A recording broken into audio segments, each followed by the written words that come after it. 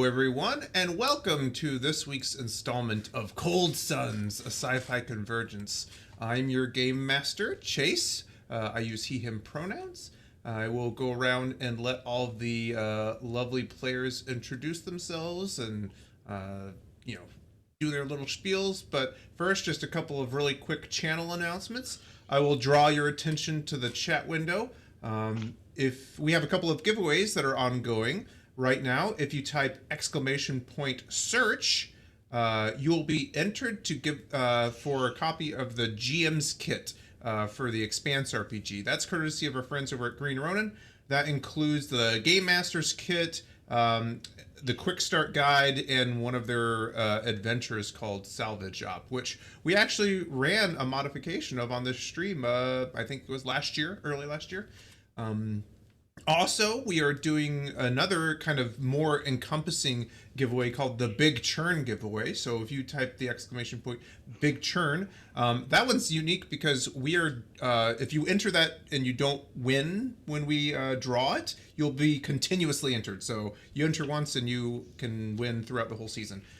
We draw that one whenever the churn, which is a mechanism in the Expanse, hits 30. So we're at 14 right now.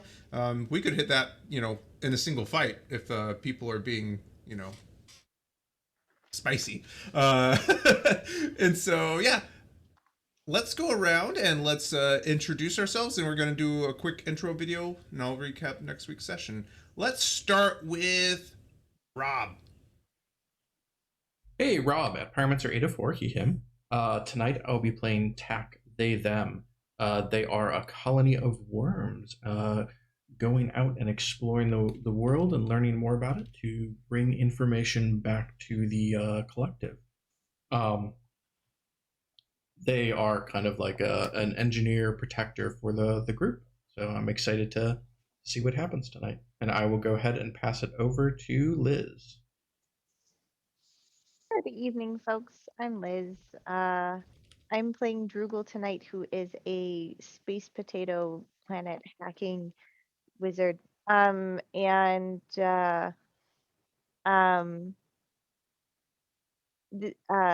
uses they, them pronouns,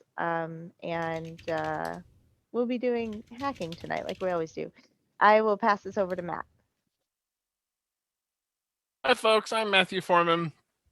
I use he/him pronouns, and tonight I will be playing Drake, a mystic source warrior with a blade made of light. He also uses he/him pronouns. Happy to be here. I'll go ahead and kick it over to Sean. Everyone, this is Sean. I use he/him. I will be playing Dakiri, a roguish pilot who is trying to reset her moral compass. She uses she/her pronouns, and I will pass this over to Alexis. Hello, I'm Alexis. You can find me at Foxfanato on Twitter, where I mostly post about Valheim these days, and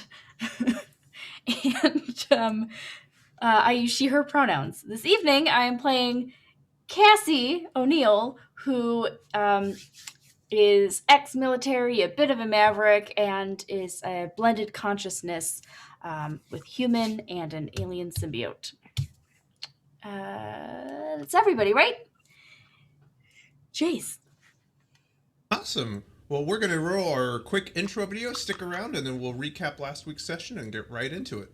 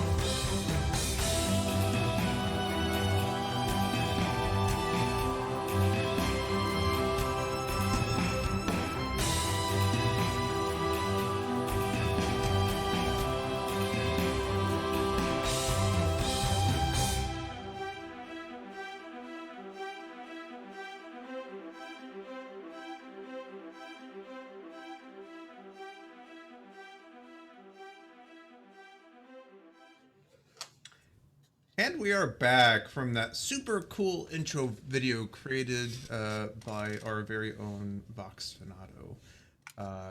Let's see, it's been a couple of weeks, so let's quickly recap what happened in last week's session. Last week's session opened with the freelancers in an ancient, and when I say ancient, I'm describing both its age and who made it, the ancients' temple. On some unnamed / secret planet. Drake's mentor, a Sangheli named Nails, had taken the group there in order for Drake and Dakiri to basically interface with a source artifact to help purge them of some of the dark energy that was gathering in them and to help provide them some clarity in both their pasts and potential futures.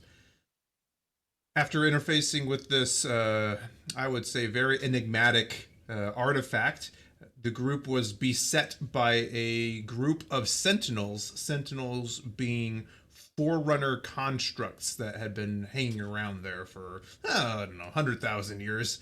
After I would say, a pretty pitched battle, during which a very large enforcer sentinel showed up, the group was ultimately triumphant. After hanging out in the temple a little bit more, learning about Nails' past, they scavenged what advanced Forerunner technology they could from the remains of the Sentinels that they had taken out, and they returned to Nails' home in Sanghelios. While there, they, I would say, did a little bit more soul searching. I would say certain characters kind of opened up and shared about their pasts, and had a little bit of a, I don't know, I would say alignment or bonding, so to speak, if we were using the terms within the system. And then after I would say, a heartfelt goodbye, the group set off in their newly acquired ship, the Quixote, and on their way back to Rel'Tak Nor in an attempt to find the person who had hired them, Pilok, who had gone missing. Freelancers. I would say it would take less than a day to get back from where you are in Sanghelios to Rel'Tak Nor. If there are any scenes that you guys want to create while you're on the ship, you can. Otherwise, we can kind of fast forward to while you are on Rel'Tak Nor. What do you guys think? I don't have anything. I'm okay with fast forwarding, but Same here. Awesome. What were we doing with Capep and the Nuria? So, so basically, your ship is much faster than the Nuria, even without the slip space crystal, which you left with Nails.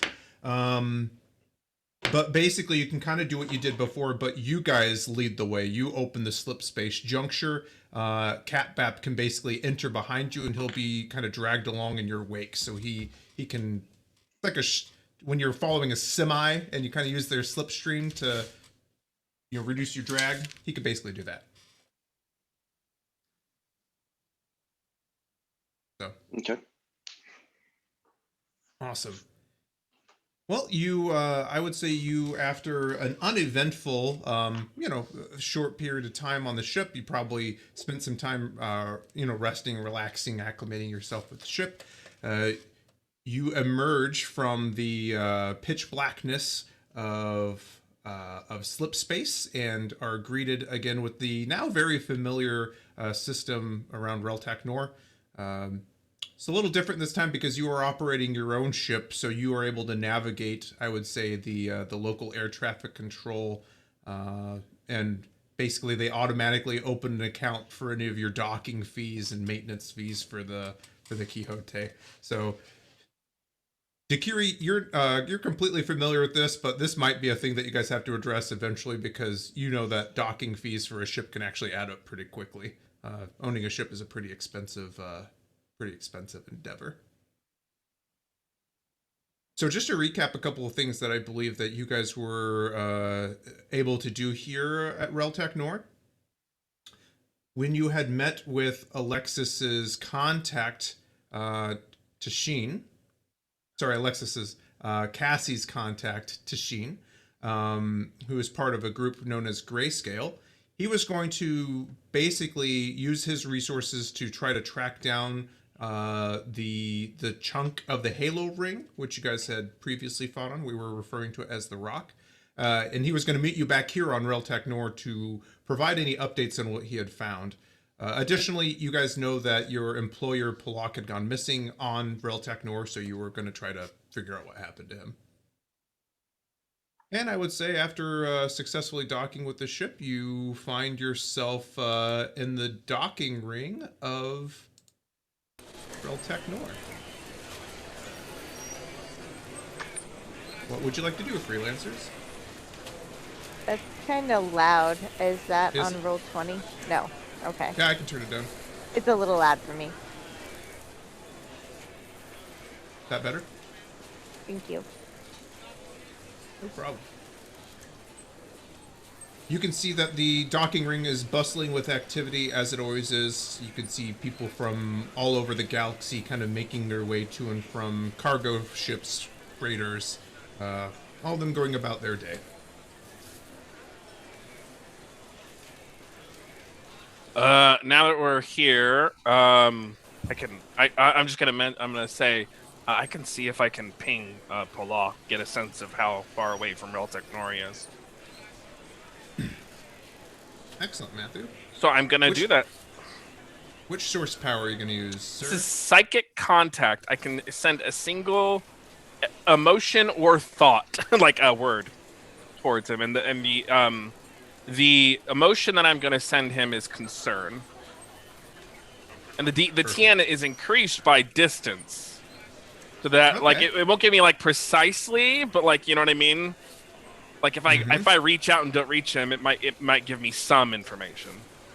Understood. Go ahead. Let's roll a willpower source test, I believe. Yeah. Okay. 16. So, oh my god, I didn't have my page pulled up. I'm a bad player. Ban me. Why didn't I have this pulled up? 1 second. I've got it right here. 16 would be in the same sector. 17 is the same quadrant of the galaxy. Jeez. Yeah, I'm OP busted. I'm gonna just spend a little bit of fortune to increase to the to 17 to see quadrant. Understood.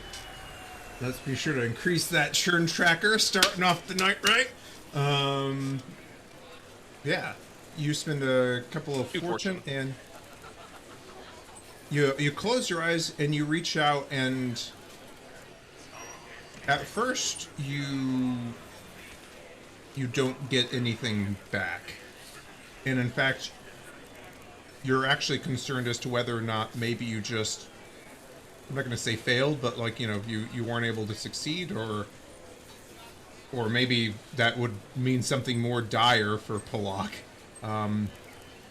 But then after, I would say, several minutes, you kind of get back this very lethargic and hazy feeling of confusion. And you understand that he would be getting a rough idea of distance. You know, like, it's kind of hard to put these things into words. It's more like describing a feeling. Yeah. You think that he is in the same sector as you. Okay. So yeah, oh, sorry, go ahead. So probably, you know, this is not an exact science, but maybe within 5,000 light years of where you're at. Perfect. That's all I needed. So I like just like look up like into nothing, you know, at some like, you know, duct or whatever, and then I look down and I'll say, he's probably within the same sector, like 5,000 light years. And I don't think he's doing well. He might be sedated, they might be torturing him. He might be exhausted, but he's not in a state of equilibrium. Oh wait, what would Drake say? Drake would say he's not doing great. They're fucking him up. Perfect. There you go. Beautiful. And just to give you a little bit of direction, Cassie, so you know that you were going to be meeting with Tashin on the station. Pretty standard MO for people within Greyscale, as part of, I guess, what you would call like the dead drop system, is you know that Rel'Tak Nor has, for lack of a better word, you know how they make those Facebook groups for communities and for areas, you know? It's like a digital message board. You know that field agents and handlers will usually leave messages on those to organize a meeting.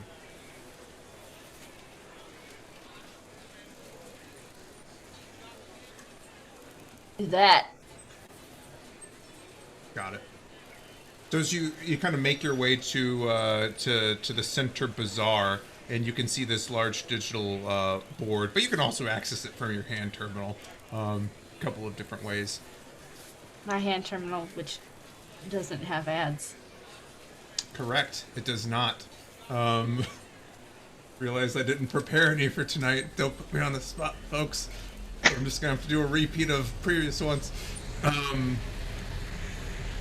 Waiting for the large starship to pass.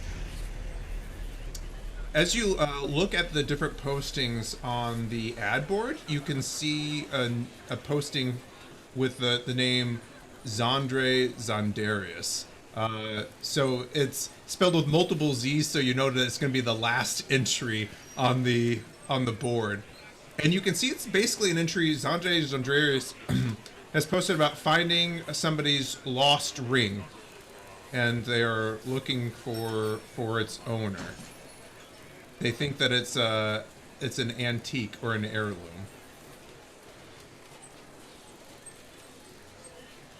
And there's some basically contact details at the bottom.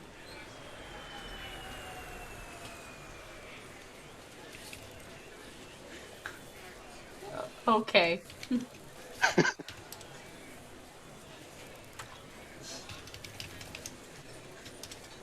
So,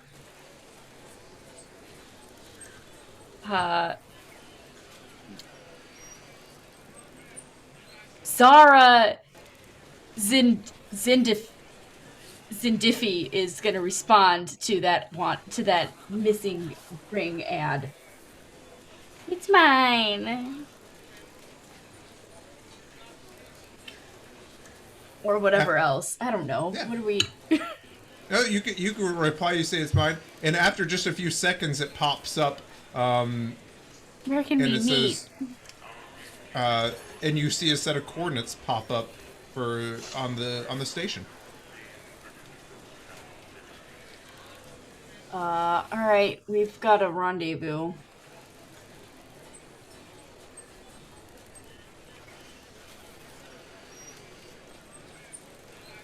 Going alone, or who would you like to go with you? What's appropriate? What would Cassie think is appropriate in this situation? It might not be a great idea to bring like 5 people who maybe even are somewhat conspicuous. I would say 1 or 2 people would make sense. You could go by yourself too. It doesn't. Not a big deal. I'll sit Actually, by you know what? myself, but what? Yeah. I was gonna say, actually, no, it's a public meeting space, so the 5 of you could meet. Now that I was thinking about it, you can see that it's actually just part of the docking ring where he's gonna meet you. So you think actually the group could be there and not too much suspicion. Okay. At this point, Drupal would speak up. I want to go to Pilok and tap into his security. If this is a public place, I could watch from afar as well.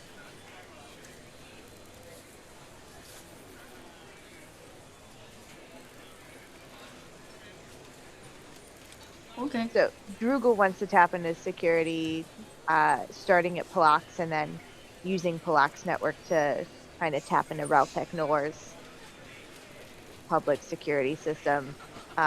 So one, it's not through our ship, and two, try and see if I can figure out where Pilok came off the planet in the time frame that we had found, and where, if we can figure out where that ship was going. Excellent. So is anyone accompanying Drugel? So that's if Cassie doesn't mind me not being there. Sounds fine.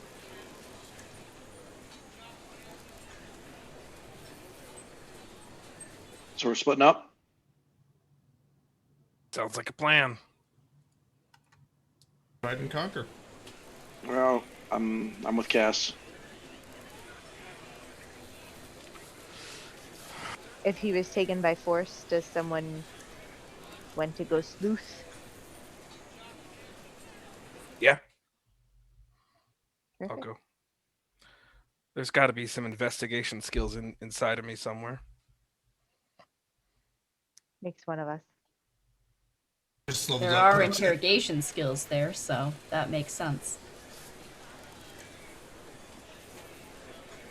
I don't know what Awesome. Chase said. I was just starting to joke around. Like, I just leveled up. I took a focus in it, you know. I sure did. Getting Well, into the meta. And In tech, Drugel's which- assuming they're walking into a trap. So whoever comes with me, I'm assuming we're walking into some sort of trap left behind either by Pilok or Pilok's abductors. Perfect. Awesome. So knowing that, I guess the wild card, Tack, which group are you going with? If we think Kiosks is going to be a trap, we can accompany that, though we are not the most infiltratey. Perfect. So If Cassie thinks Tack- they need the extra muscle, we can go with Cassie. Wherever we... That sounds fine. Alright. I'll go with Pilok's group then, just in case something goes wrong there with the trap. And throw my Excellent. body on it.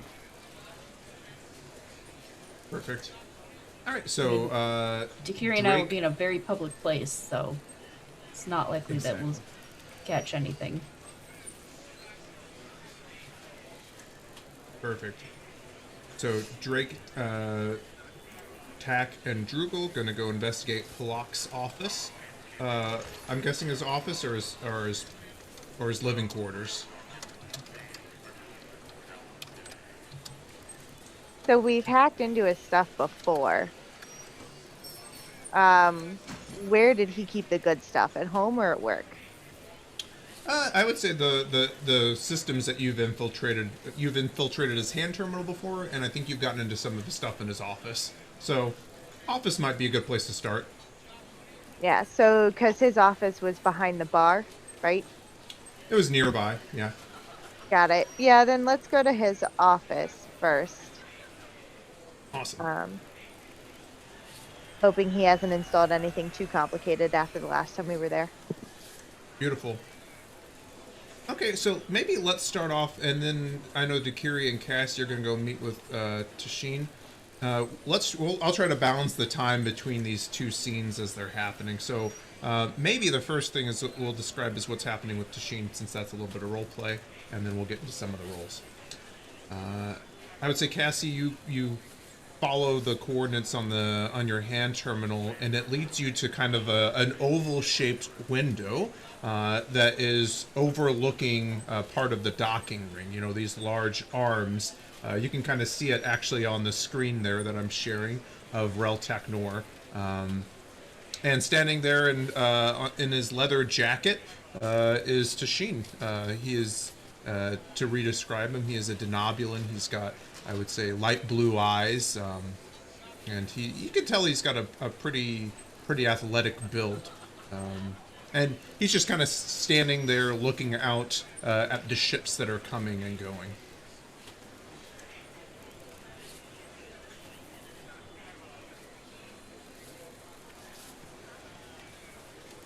I did the unmute button, sorry.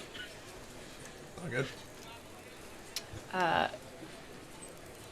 Cassie will stride over and I don't know if if we were planning for Dakiri to sit at the table with us or just at a table nearby to look inconspicuous, but I'm fine with either.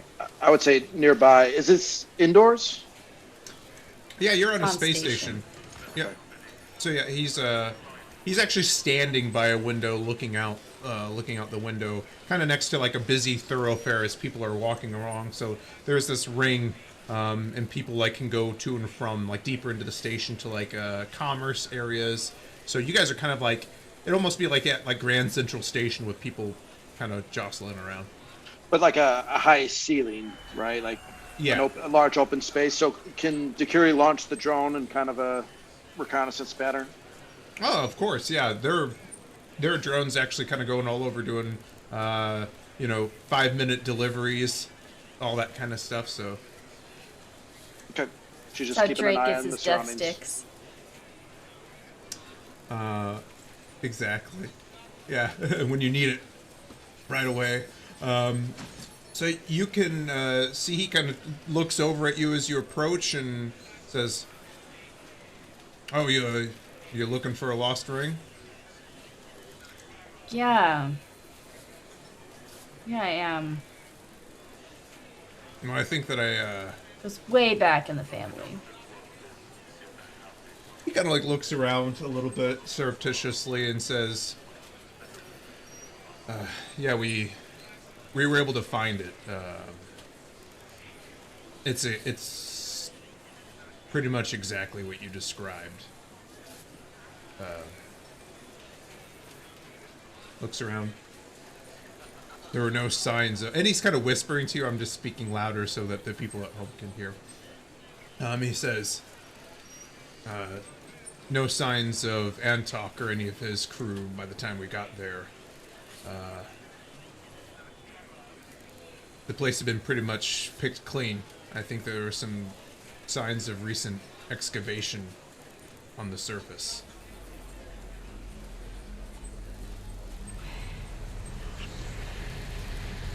That's unfortunate. Yeah.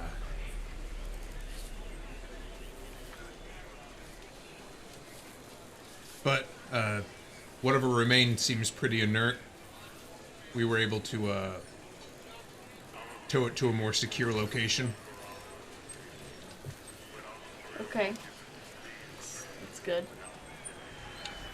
And as you're standing here talking to him now, you actually realize, looking out the window, he chose this spot specifically because you can see the Quixote, like, docked to the docking ring outside. Like, now that you're talking, you kind of look past him, and he's standing there looking at your ship docked outside.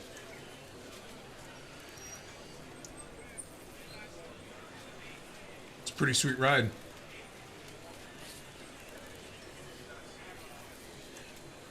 Looks like it. Yeah. You know, a lot of people would pay good credits to have a ship like that in their employ. Employ? How you pronounce that word? It's employee. Employee?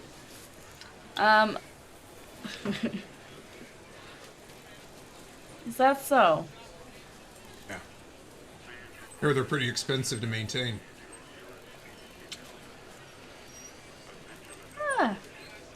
I'm sure that ownership of a boat like that opens up some job windows, though. For sure. Sure, whoever's flying that has lots of work available to them. He kind of leans in. So he says, so, Buttons. kind of laughs. You can see it's like, you know, normal for Denobulan, abnormally wide smile for a human. Just kind of laughs. He Missed that. Okay. Sorry, go on. says, listen, Cassie. Are you familiar with the terrorist attack on Cedra? Took place, I don't know, 100 years ago. Chase, is Cassie familiar with that? I would say that you are vaguely familiar with it. I mean, it did happen quite a bit before even you served. You know that there were a lot of civilian loss of life. It was an attack on an outpost. Kind of grim for a bedtime story, eh, Tashin? Well, I think it's timely and relevant. You know, unified authority can't really cover up something like a wide-scale terrorist attack on a civilian population, but what they didn't advertise is the source of the attack. Some, religious fanatic covenant splinter groups got a hold of some strange element that seemed to emit a type of energy that attacks the DNA of humans and, well, near humans. And they detonated it near a population center. That element was recovered from a shard of the destroyed Halo array. We didn't find anything like that on the shard that you found, thank God. But who knows what else Antok might have found. I know that you said that you were only on there for a little while, but you found some pretty strange stuff.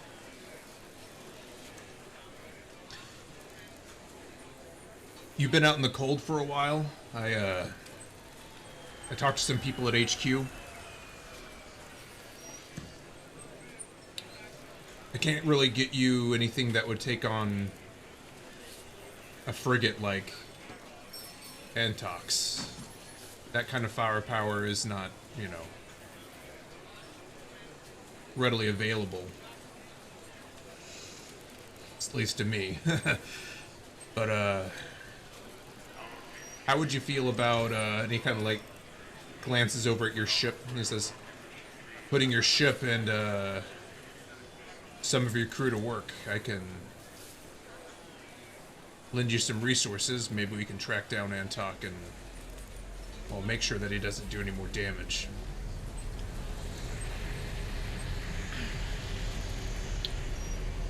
Cassie's just gonna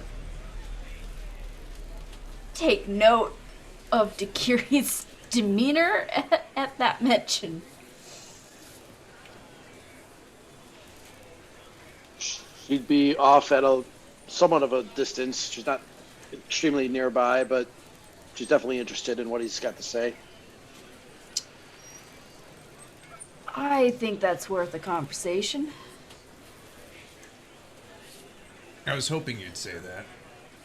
Alright, and now we're going to cut to the other group. Alright, Drugel, Tak, and Drake, you know that Pilok's office was close to Hadron's bar. That establishment, bar/restaurant that you guys used to frequent and meet him at. I would say it's a pretty busy crowd, and as you approach, you can see that the kind of rolling gear-like door that normally opens and closes in front of his establishment. Actually, it's not a gear, that's the airlock. It's kind of like a door that slides open. It's like a futuristic automatic door. You can see that the doors are closed and locked as you approach.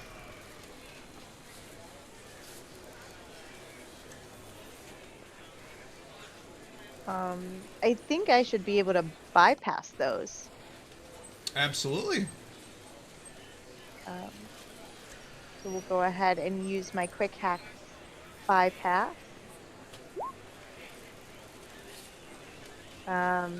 Wow. That is the lowest roll I've seen in a very long time, but the TN was 9. So 11 should match that. use my PowerPoints. So yes, I should be able to bypass the doors with no repercussion. Beautiful. Yeah, so your quick hacks, some of your pretty cool technological abilities. So you kind of surreptitiously reach out, and then one thing I would say is as you start interfacing with the door, Drake, you can see a pair of Sangheli guards kind of walking by.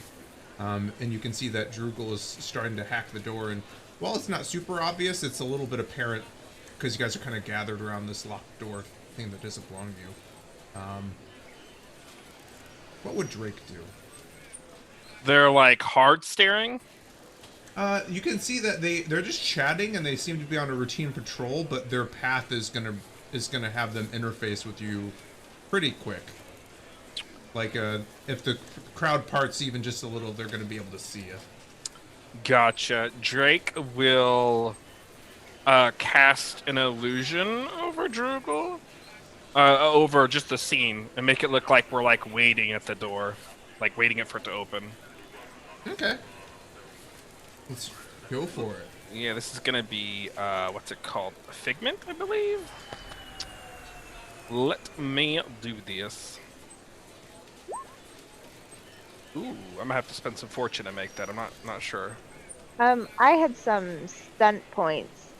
Can I use those stunt points to aid Drake? Yeah, let me look at the general, because this is almost like an infiltration stunt. Okay. Oh, there we go. the target number is 10, so I do make it. Oh, okay. But I would still say if Droogle had any infiltration stunt that she wanted to do. Yeah. They wanted to do. Apologies.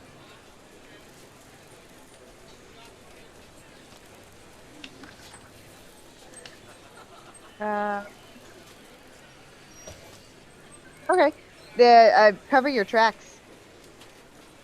I had 3 stun points. Cover your tracks is 3 stun points. Excellent. So You wanna I read that impose a for- -2 to all future rolls to follow your trail related to this test. Got it. Excellent. Yep. And so Drake, you roll that ability, and is there an opposed thing for the people to see through it? Yes, it's a TN16. Or Beautiful. 1 second. TN15.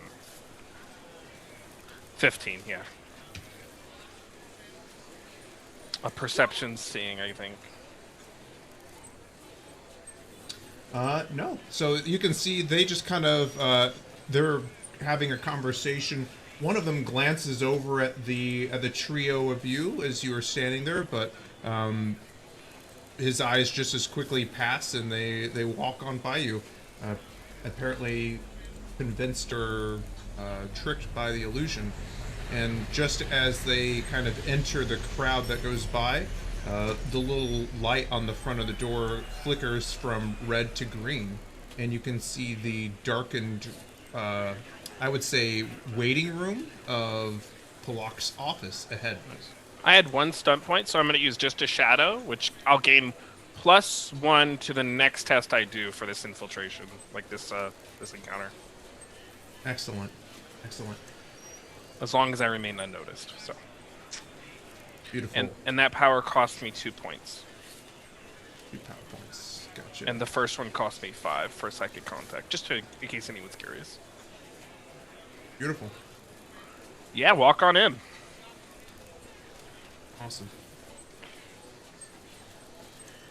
I would say, Tack, can you make me a perception test? It can be through your tremor sense or through sight, if you want. I'm guessing it would be tremor sense. Would it be like a searching or just straight perception? If you're searching, if you're kind of like searching the room, it can be searching. I mean, we would we would probably go first through the doors just in case, and be looking around the room for any traps, since they seem to be concerned about that. Works for me. Well, where are you? There it is. There we go. Excellent. 17. As you're kind of walking into the room, the Lake Golo, actually, you know, were very prized within the Covenant because they could often seek out and sense even technology. You kind of sense its electromagnetic waves, and as you come in, you immediately can feel that there is an electronic device kind of planted behind a fake fern in the corner of the room. And it's not one that was there before. You've been in this room several times. Mm-hmm. So we'll, as we take a step forward, we'll put our hand up and then point at the fern. Like there's a device back there. We don't know what it does, so be careful.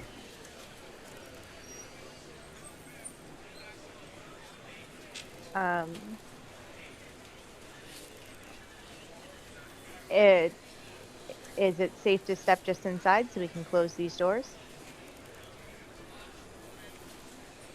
Yep. Yes. Okay.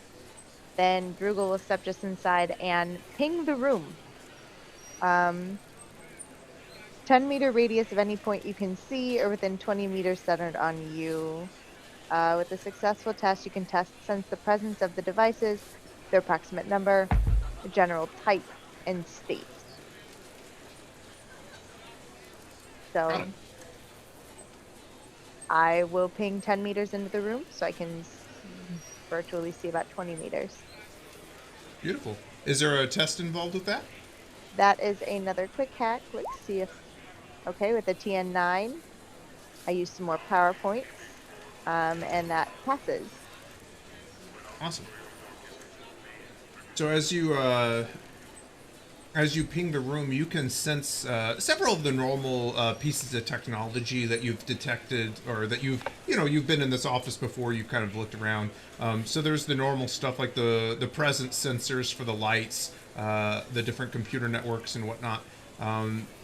The new device that you're sensing that seems to be on and activated.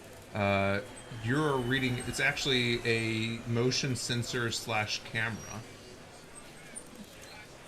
Ping also gives me the opportunity to sense presence of living creatures with cybernetic implants. And you detect none within the space. Awesome. Okay. Then I would move over to the camera and try to see who it's connected to. Awesome.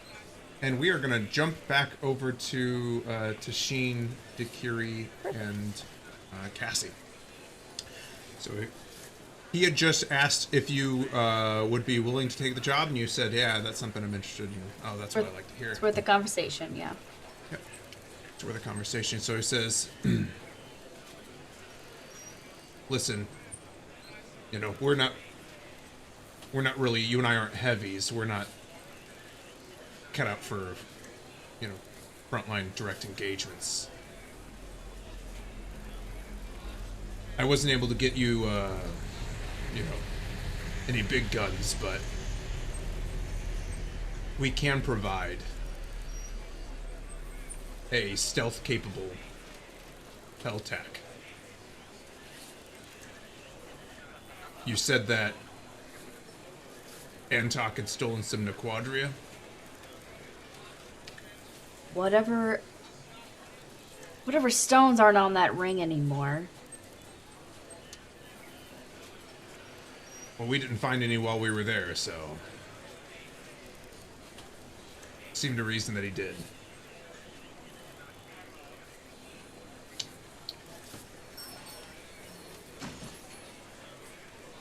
Sorry. Sorry, Sasha was really being very cute behind you. She is so cute. She's right here. Uh, Honey.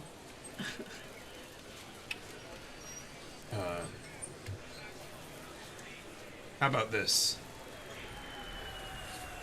I think trying to take somebody like Pilok on head first, even with the ship like that. Did I say Pilok? Trying to take did, Pilok. yeah. He's the real villain. Freudian slip. Yeah, well, Trying to take somebody like Antok on head first. I mean, even with a ship like that, probably a suicide mission. What do you say we dust off some of our like the olden days and try to infiltrate the ship?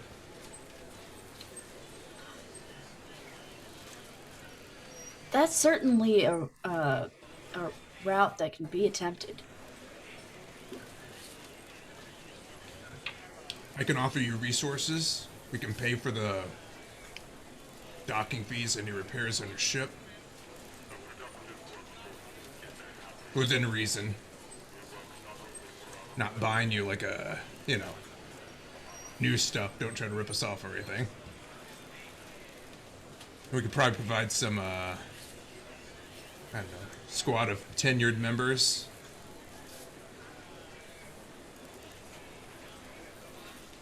What was that last bit? He's offering to a squad of tenured members. So basically, he's saying... Sorry, I just didn't quite hear you. Yep. So basically, he's offering a handful of resources, human resources, to help you on your endeavor. And maybe a device powerful enough to activate that Naquadria.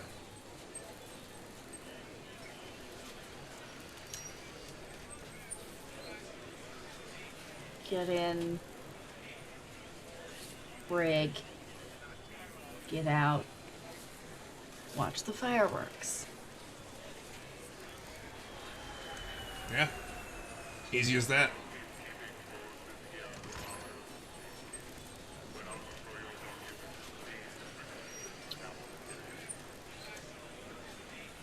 I would ask you what the plan B is, but I think I know the plan B.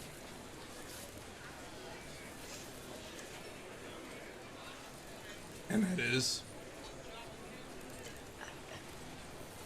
You have resources to understand their reputation at this point.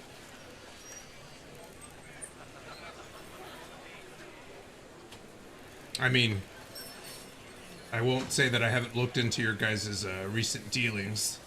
The Elysium Dream job, that was pretty rough. Then he kind of looks down at his hand terminal.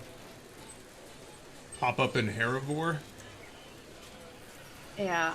Listen, nothing ever goes smooth. Just don't expect this one to.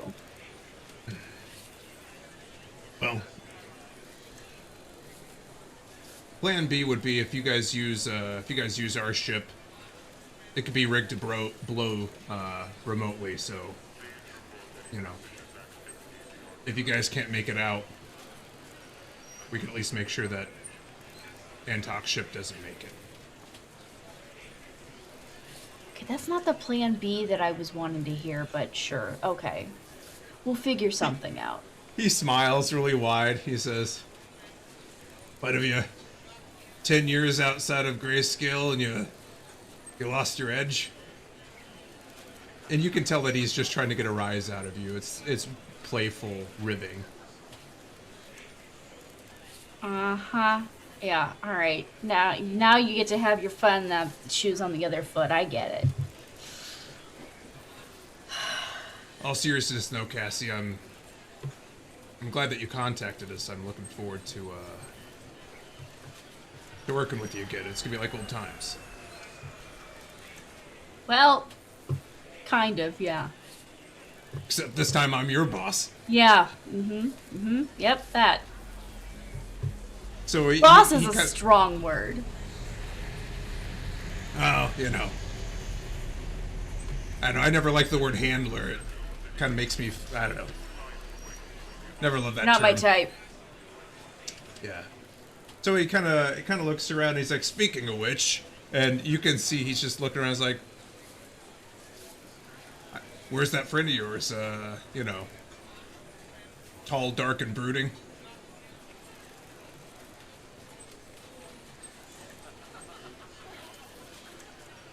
Which one? I didn't think that they met. Drake was on the planet and met with. Oh, He because was you on described. Dust. You didn't necessarily. Okay. Drake has blonde hair, so I'm confused. Oh, I mean, dark in terms of his like demeanor, you know. Okay. Oh, he's around. Why? Well, you know, just trying to get a feel for who runs your crew, who you're working with. Wasn't able to find a lot on him. Is that really why you're asking? He gives you a big smile. He said, You want me to fish for you? just want to know who I'm working with. Right. Working with, sure. Okay. He says, how about this? I'm staying here on the ship, and he pulls his hand terminal out and flicks it towards you. And he says, you know, that's not actually the room that I'm staying in, but you ring the buzzer on that, and then, you know, I'll come and find you. Talk Right. over with your crew. Right, you'll come and find me. No one's supposed to be coming to find you. Exactly. No one in particular. Compartmentalization, obfuscation. Not all of us are Cassie O'Neill, can just kind of go run around and, you know, blabbing our names. He just kind of Either you're being... squinty glare. Either you've lost your edge or you're being purposefully evasive here. Oh wow! Wouldn't you look at the time? I've Okay, yeah, alright. He kind of looks over across the way to where Dakiri is standing, and he raises an eyebrow over at you, like if you're surreptitiously watching, and then he says, "Let me know what you say. I'm willing to hash out the details. I've just got a general plan, but the first thing is we're gonna have to find where Antok is. He's laying low, and that's not really normal for a guy like him. But I've got the tourists on it. We're out asking around, seeing if anyone's seen him or, you know, resupply. But Well, that's good to know. Alright, well, I won't pass your not room information on to anyone that I may or may not know. you're getting right back into the saddle. Is that the term? Back in the saddle? Sure, I'm the one getting back in the saddle. Okay, yeah, okay. Alright. And he just kind of tilts his head at you and just kind of disappears into the crowd, seemingly innocuous. Jumping back to I immediately forward the contact information to Drake. I'm like, yo, he wants to hit that. DTF exclamation. No, wait, what is it? Eggplant emoji? Eggplant emoji. And we hear the ad play while we're trying to infiltrate a office. Yeah, you're not allowed to put your hand terminal on vibrate, and it just says well, I'm not gonna. I don't know. It plays Actually, a little. Actually, little what Cassie says is somebody asked about you. Gotcha. With a wink. Optican condoms. Yeah, Just the text alert. So I think where we left you off, Drugel, you were going to try to quickly see where this camera was connected to. I would say roll me a quick intelligence. This would be a hacking test, so it's intelligence technology. There we go. Or intelligence hacking technology. Yes, They're the hacking. same. That's right. Yep. 19. 19. Yeah. So you can tell that this is actually one of the. It's kind of a cheap job. They're meant to be somewhat disposable. You can see that it is. You quickly are able to find that it's uploading to a cloud-based server. Not really associated, like it's associated with an email address, but you're like, man, you know this routine. That's a burner account, essentially. So there's basically it's basically they're uploading it to a cloud drive where the video can be grabbed, but the email address is made to be disposable. They self-implode after a period of time. But somebody has taken an interest in Pilok's office, and as you kind of look further in, you can actually see that at the reception desk where Pilok's assistant normally would sit, that the computer has been removed. Like the actual quote-unquote tower has been ripped out from where it would normally be sitting. Is there anything sitting in that cloud right now from this camera? There's a continuous recording for the last, I would say, I think 3 days, or 3 or 5 days. Basically, since Pilok went missing, and the chat is going wild. Oh yeah, there we go. Sexy Mama 75 at Hotmail. Okay, I'm glad that it says Hotmail. I thought it said Hot Mate.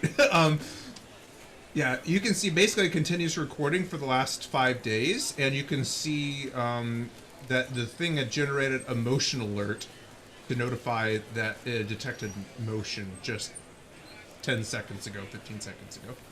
Gotcha. Okay. I don't want to mess with it, but oh man. I want a copy of that for now. If I can Okay. steal a copy of it. Well, we've alerted whoever's attached to it. Should we delete the alert? Yeah, just kill it. Kill it so it stops sending alerts. Perfect. I will delete everything once I've got a copy of it. Perfect. Yep, you were able to very easily do that now that you have interfaced with it.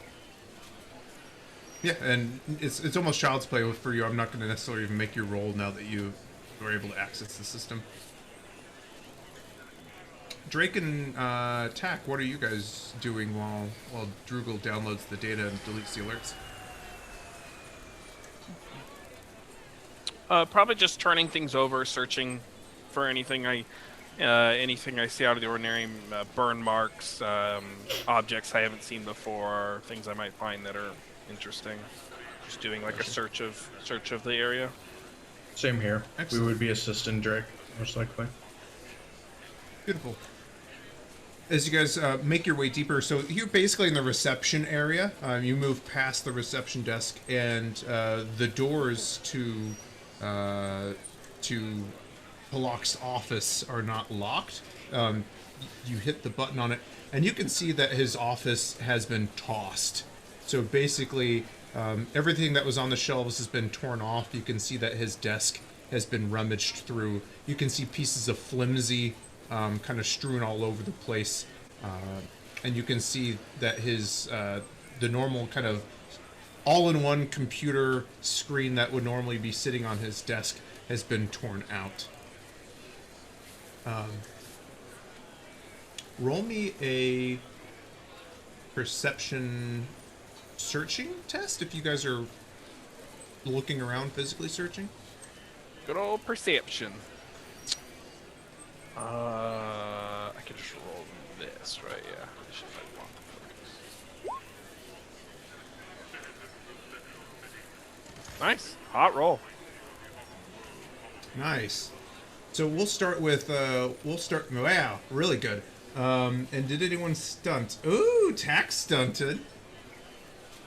All right, so Drake, I would say that you notice with that 17, no stunt, you notice a crumpled up piece of flimsy in a trash bin that it appears like it rolled under. Sorry, it would have been from a trash bin. You can see the trash bin's tipped over, and it looked like it rolled under one of the shelves and was probably missed by the people who had thrown this apart, this room. Okay. I'll grab it and read it. When you open it up, you can see that it's actually basically a flight itinerary. It was, or a flight plan. It was for Pilok's private ship, and it was taking him back to Ferengi. You can see that there was 2 people booked for the flight, Pilok and his assistant. Okay. And Tack,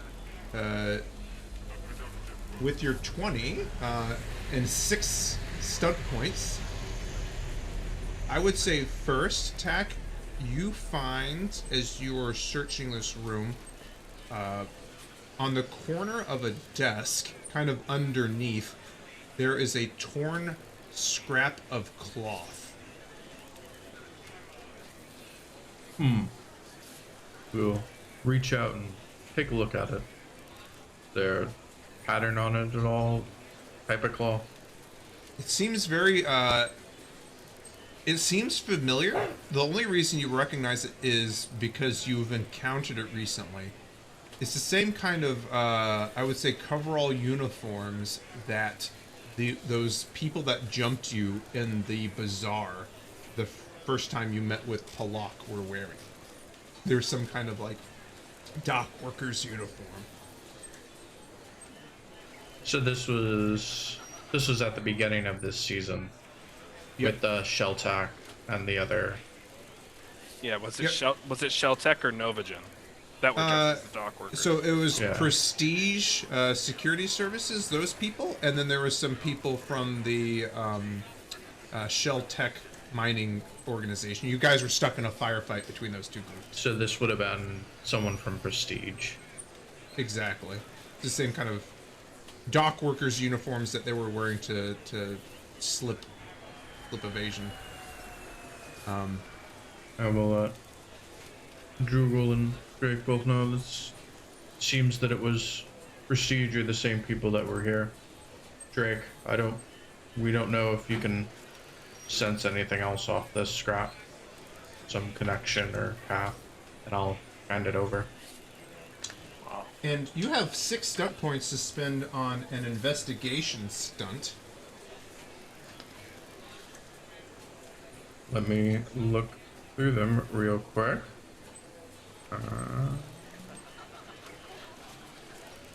Let's just do breakthrough. Awesome. I would say,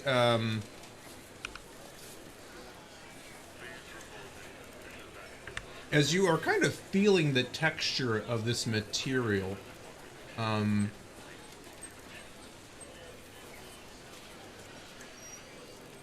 me think.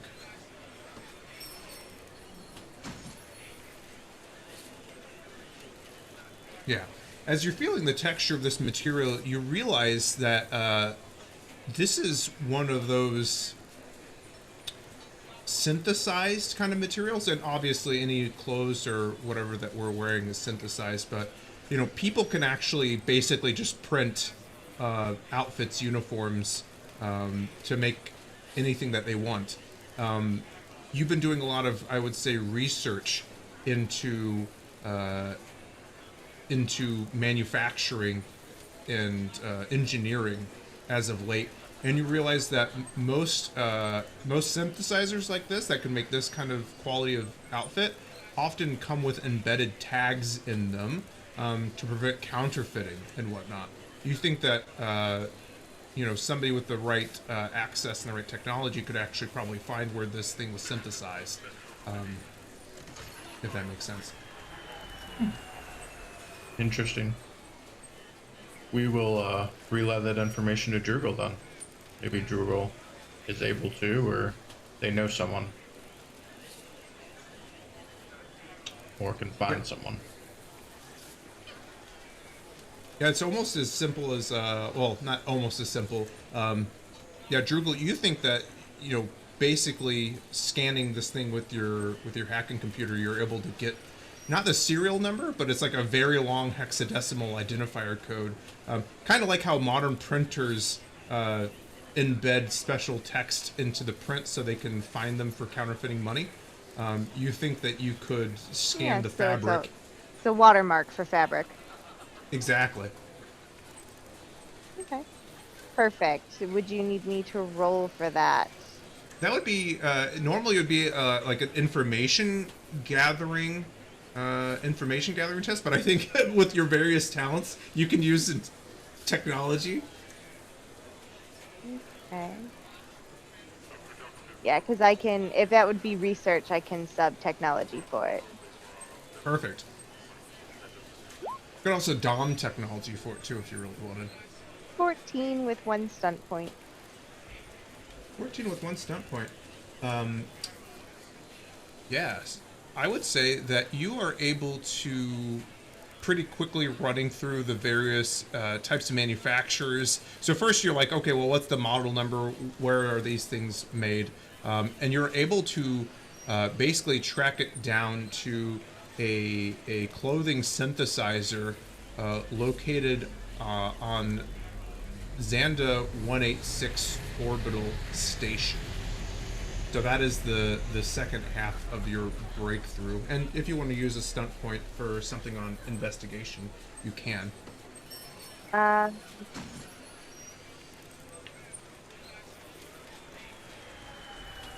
Do you think that could I use flashback and maybe remember something about that part of the galaxy that would connect it up to either prestige or tell me that it's within this sector or quadrant and could be a potential place that Pilok was taken?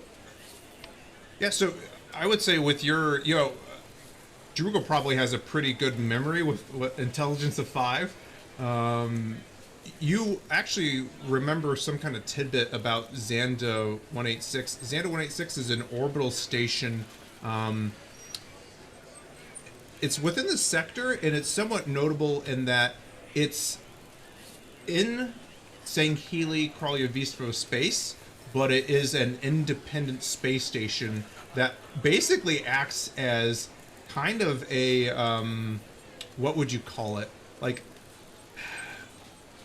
a commercial park. So a bunch of different organizations operate out of Xanda 186. But you know that Xanda 186 was a human-built structure, and it was created by Meridian Dynamic Structures. Which is attached to Novagen. Neat. Perfect. I will relay all that back to the other two and, point in the direction that Xanda 186 is, and Drake, was Pilok vaguely that direction? I think if that's within 5,000 light years. Yep. It's in this sector. Yeah, that all lines up. I mean, I said this before, but it was a pretty sure bet that Meridian was the one who took him and not Sheltec. Mm-hmm. Yeah, But no, it seems- Sheltec just wanted their people back. They weren't revengey. They just wanted their people back. Yeah, Right? but we know how Meridian and Novagen play ball, so. Yeah. Well, anyway, I look at the thing that got handed to me. Tech, I can't read objects. we don't know how the source works still. It's very confusing. I mean, I can, but I can only read them for, like, source powers. Not going to do that. Got it. I just, like, tuck it away. It's just brimming with source energy. Yeah, it's, like, darkest-sided. Yeah, exactly. They sent the Dark Emperor of the Biff, I'm just, like, sniffing it. What'd you get? You get anything off of it? Oh, I can't read objects. Like, he had pastrami for lunch. Awesome. Yeah, so you know, and I would say, Drugel, the location of Xanda 186, it's not a secret, actually. It is 908 light years away from Rel'Tak Nor. And just because I actually realized I never actually expressed how fast your ship is. Can you see? Oh, it's not sharing my screen. With your Class 6 drive, you guys know that you can travel, let's see, per day, over 3,000 light years per day. So you can get there in about 7 hours. Wow. What was that compared to the Fancy. Nuria? The Nuria can travel, I will tell you, the Nuria can travel 865 light years per day. Oh shit! It's almost a increase of ×4. Yeah, the speed of slip space drives is not like, it's almost exponential. It's not really logarithmic. Yeah, it's like this, not like this. Yeah. To put it in perspective, the Nuria is about 316,000 times faster than the speed of light. The Quixote is 1.126 million times faster than the speed of light. So, Super very cool, fast. nerd. Yeah, technology. For all you at home who actually care. Awesome. So I would say that you guys have a really strong lead in terms of location, and honestly, as you know, Drugel, you're scrolling through the information about Xanda. You can basically get a listing. It's kind of like when you go to one of those economy parks or those corporate parks where they basically just show you where everything is located. You can basically do that for all the facilities in Xanda 186. And then, perfect. So I will catalog all that information and do a little bit more research on Xanda 186 when we're back to the Quixote. But Drugel is still very focused, even though they got sidetracked. They're still looking for security footage. Can we see who took Pilok? Okay, yeah. This would I be know his computers have been trashed, but Mhm. I would still splice into his system somehow or find Rel'Tak Nor's public security and hack the Sure. local government, because why not? So this, you know that this is probably going to be a little bit more challenging of a test, although you have succeeded at it before. But you know that there's technology guy probably got thrown for fits, you know. Yeah. So go ahead and roll me. This one would be another hacking test. Yes. So Drugel did download all of that. Oh, and then the live stream drone. So hang on. Sorry, I got distracted. You said hacking test? Yes, please. That's a 16.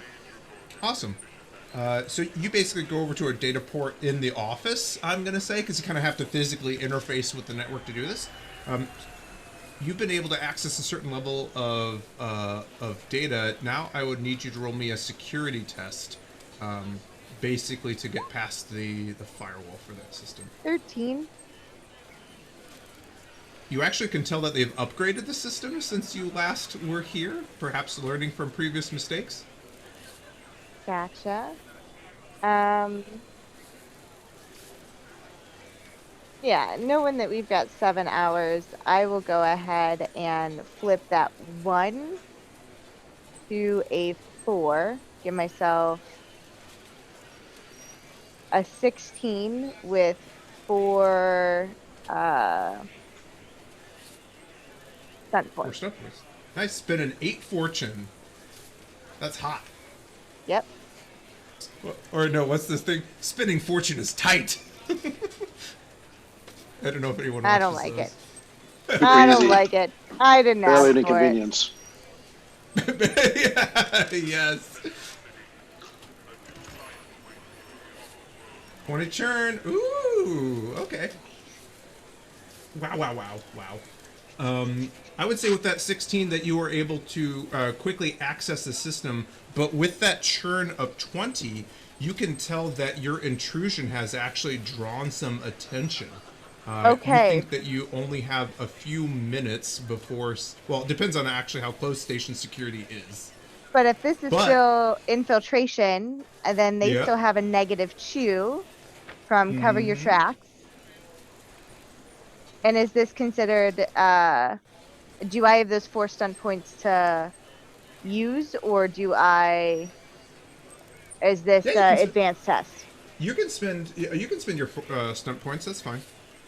Okay, then I will use It Wasn't Me. Got You it. leave evidence another character is responsible for the results of the test, such as breaking and entering, cheating at cards, uploading a computer virus. In such tests suffer a -2 penalty. Got it. So, Yeah, all tests to investigate the truth of that person as the culprits and such stuff are -2 pounds. So that's a -4 on it. So, okay, got it. So you can see that somebody within the station's automated security system has logged that it's being accessed from outside of like the secured network. So normally they would be able to track it down to the node, like the specific room that you're in, and you're able to kind of direct it back to like the switch. So now it's basically implicating all of the office buildings kind of in this section, and it would take quite a bit of work to kind of sort out where the intrusion was coming from, giving them a perfect. -4 to any test. Nice. I would say last week, good stuff, good stuff. And then I would say you guys kind of had gotten a lead on using the itinerary. You can see exactly which docking bay that Pilok and his assistant were supposed to be leaving from. As you kind of scrub through the footage from the day that you knew that Pilok was kidnapped and the timestamp on his itinerary, you can kind of track him and his assistant walking through the station. Basically that trope of you can kind of see from different camera angles following him as he makes his way through the station. And then he gets to a section of corridor that the cameras actually aren't really on. Maybe they were down for maintenance. And he and the assistant never come out the other end of that busy corridor. Scrubbing the tape back and watching it again, you can see after a few minutes before he enters the corridor, four men wearing, 4 people, not men, 4 people wearing those same kind of maintenance uniforms are seen walking into the corridor, pushing kind of like an anti-gravity cart with several cryo units on them. Cryo units are what you use when you go on long-term sleep. A few minutes later, Pilok and his assistant walk in. 5 minutes later, Pilok and his assistant don't walk out, but those crew members come out pushing cryo units. Neat. And I've got faces of those particular individuals. And at least 2 of them are the same ones that you fought earlier in the bazaar of That Rel'Tak I Nor. may have pulled names off of. No, because I pulled names off of Shelltech Mining. I didn't pull names off of Prestige.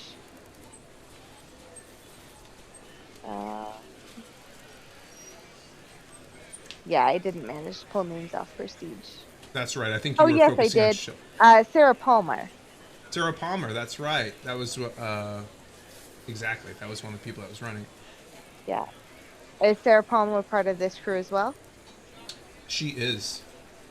Very good. Okay. That's why I revised her. I said men. I'm like, it wasn't men. It was people. It was a combination. Yeah. So you can see as you try to follow where Sarah Palmer and her other associates are walking, they enter a certain cargo bay, and then the video footage is completely wiped. So they have their own Droogle. Neat. We have a Droogle. Awesome. Perfect. And then I think that's probably everything else that I would want to hack. I could get somewhere else. If we've already been pinged, we probably don't want to stay here for too long. Yeah. And then as I was reminded, since Droogle is structure, if there is anything from the live stream drone that's local here, I'd like to pull it.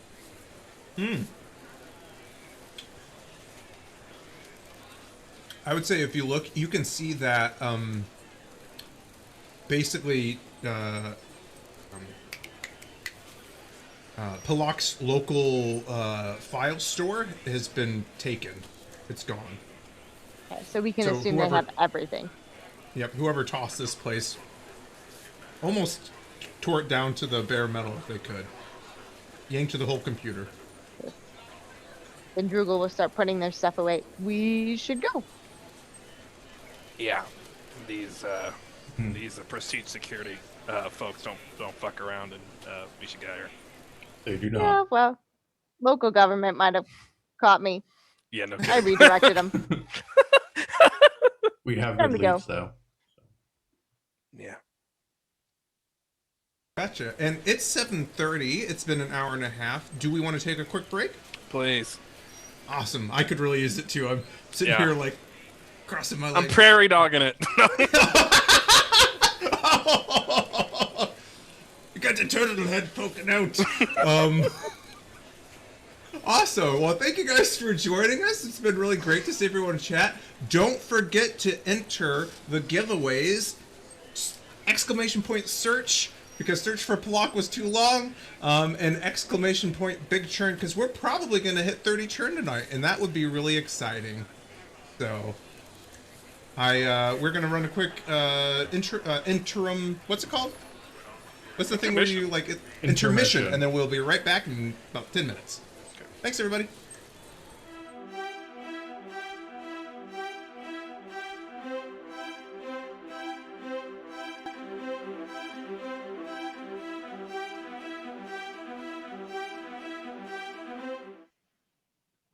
And we are back. Thanks for hanging in there with us as we each refresh in our own ways. We're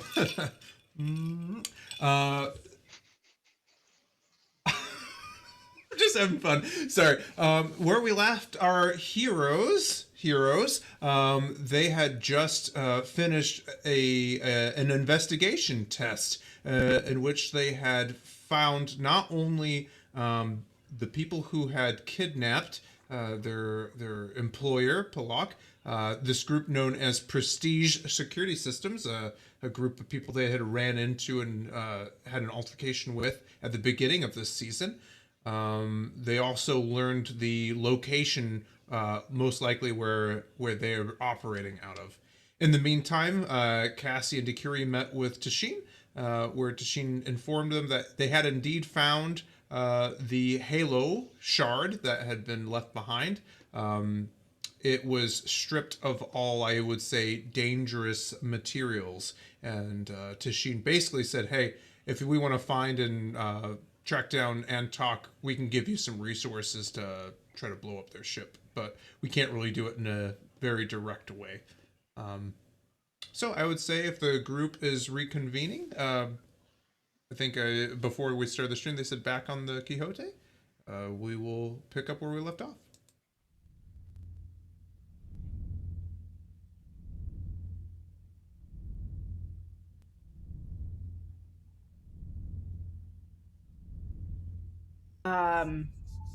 So when everybody's back together, I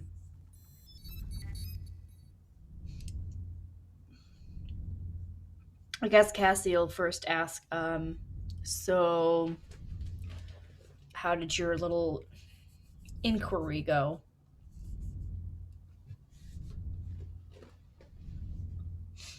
Well,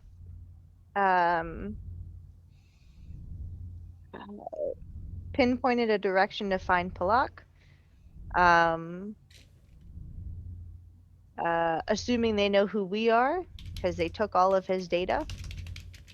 And I've got 5 days of video to watch. Okay.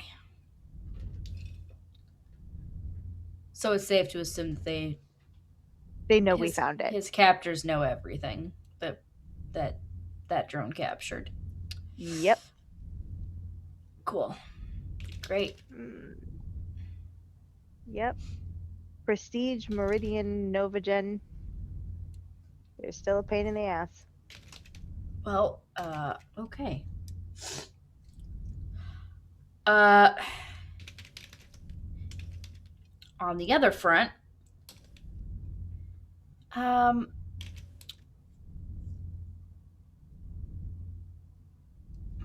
contact would like to provide us with the opportunity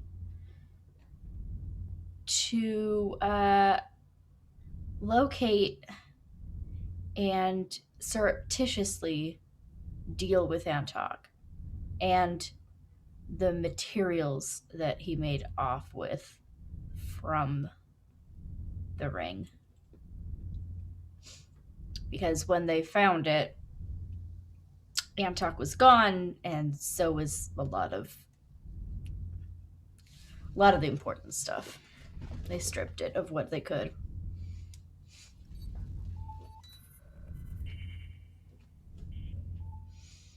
Do they That's know where? Oh. Go ahead, Tech. Do they know where Antok is?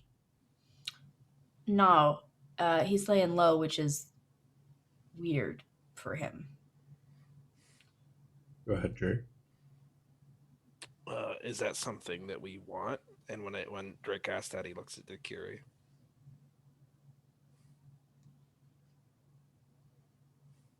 I mean, in the longer term, yes, but I feel like the Pilok stuff is pressing and has a clock. Yeah, for sure. Pilok's probably in cryo, unless they've pulled him out of it. And that might be why he was confused when you reached out. Yeah, that would track that he's in cryo. But I'd like to deal with Pilok before we take on Antok. So where are we heading? What's our coordinates? Sando 186, only about 7 hours away.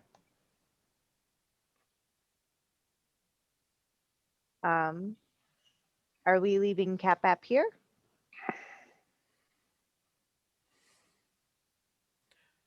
No, he should come with. He's part of the crew. It's always nice to have someone in the ship.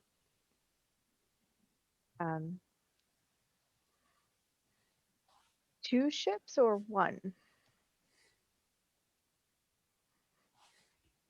Does the area still need repairs? We've only been here like 5 hours, so probably.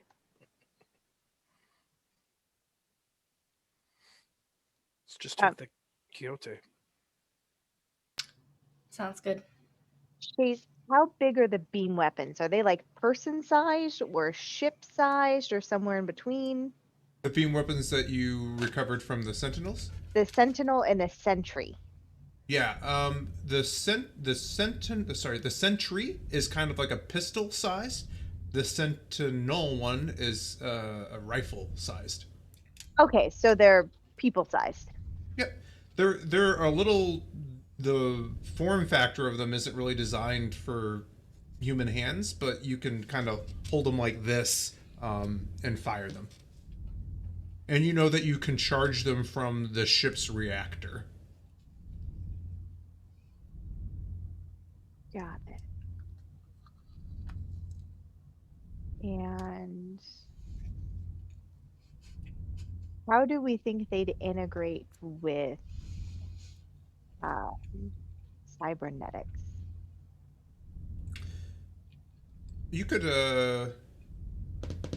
roll me an intelligence. Well, actually, I'm not going to force you to roll. Actually, never mind. Sorry. If you spend some time in researching them, and you guys did have some downtime between when you left Sanghelios and arrived at Rel'Tak Nor, you think you could probably remove some of the superfluous housing from it, and you could embed it into a cybernetic like you could almost any other weapon. It would just take some time.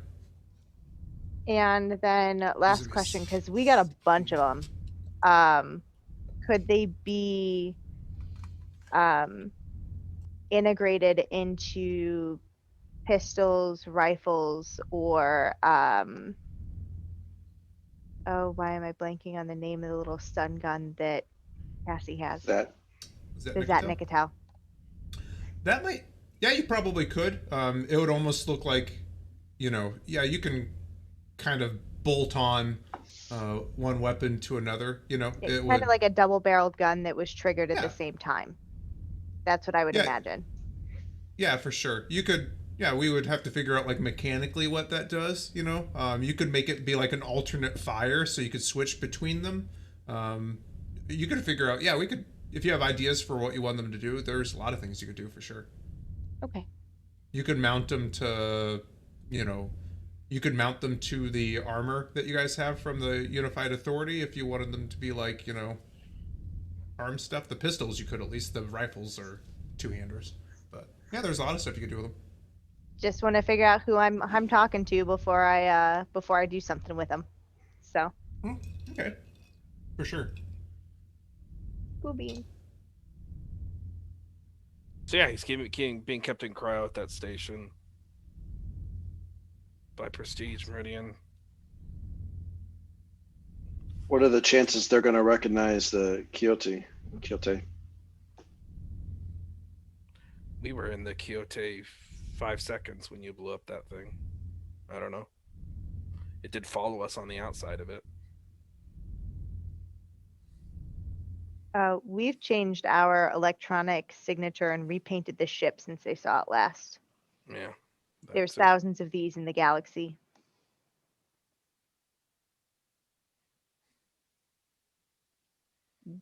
They should not recognize us.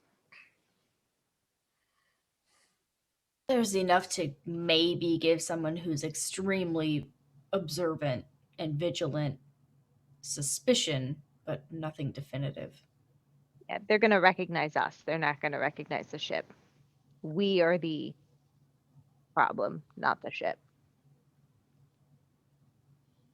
And Drugel, from some of your research, Xander 186, it's a pretty busy spaceport. There's a lot of ships coming and going from across the galaxy. So, yeah, Cassie was right. I mean, you guys could get a really bad break, and somebody who's super observant could catch you like, haha. But most likely you're safe. It's your faces that you need to worry about. They'll sound exactly like that. Ha ha! Just like Chase Ha-ha. said. Yeah. Sorry, it's in Sing the Calavistro space, right? But it was built in is the jurisdiction, does it belong to Meridian? It was built by Meridian. It's basically, yes, technically owned, and they rent out. They rent out a bunch of space to a bunch of different companies. Who's the law? They have to follow Sangheli law, but like saying the Carly Visvo law, but they don't really. The Carly Visvo don't have a presence there. Yeah, so it's Meridian is the judge, jury, executioner. Great. And you guys kind of like looking into it a little bit. You know that after the Great War, the Unified Authority, UNSC at the time, and Sangheli were like doing a lot of this kind of stuff, trying to open up, I guess, commercial pathways, if that makes sense. Yeah. I mean, listen, none of us are experts in disguise, and my illusions are only fixed location. I mean, I can make two of us invisible, but that's it. So we're gonna have to do our best to look different. But Yeah, I mean, I'm versed enough in looking nondescript when I have needed to on jobs. Might be hard That's like what we've got. look different. yeah, Yes, harder for some of us than others, definitely. we're gonna. I mean, Oh, go ahead. we could hide behind the UA armor Yeah, because we can make the face shields look like whatever we want. yeah, So we can hide tattoos, we can hide distinguishing marks. yeah. I could try to look humanoid. But My point is, like, that's like, I mean, we could do, and I think we should wear the UA armor, but My point is, like, we're gonna stick out like a sore thumb.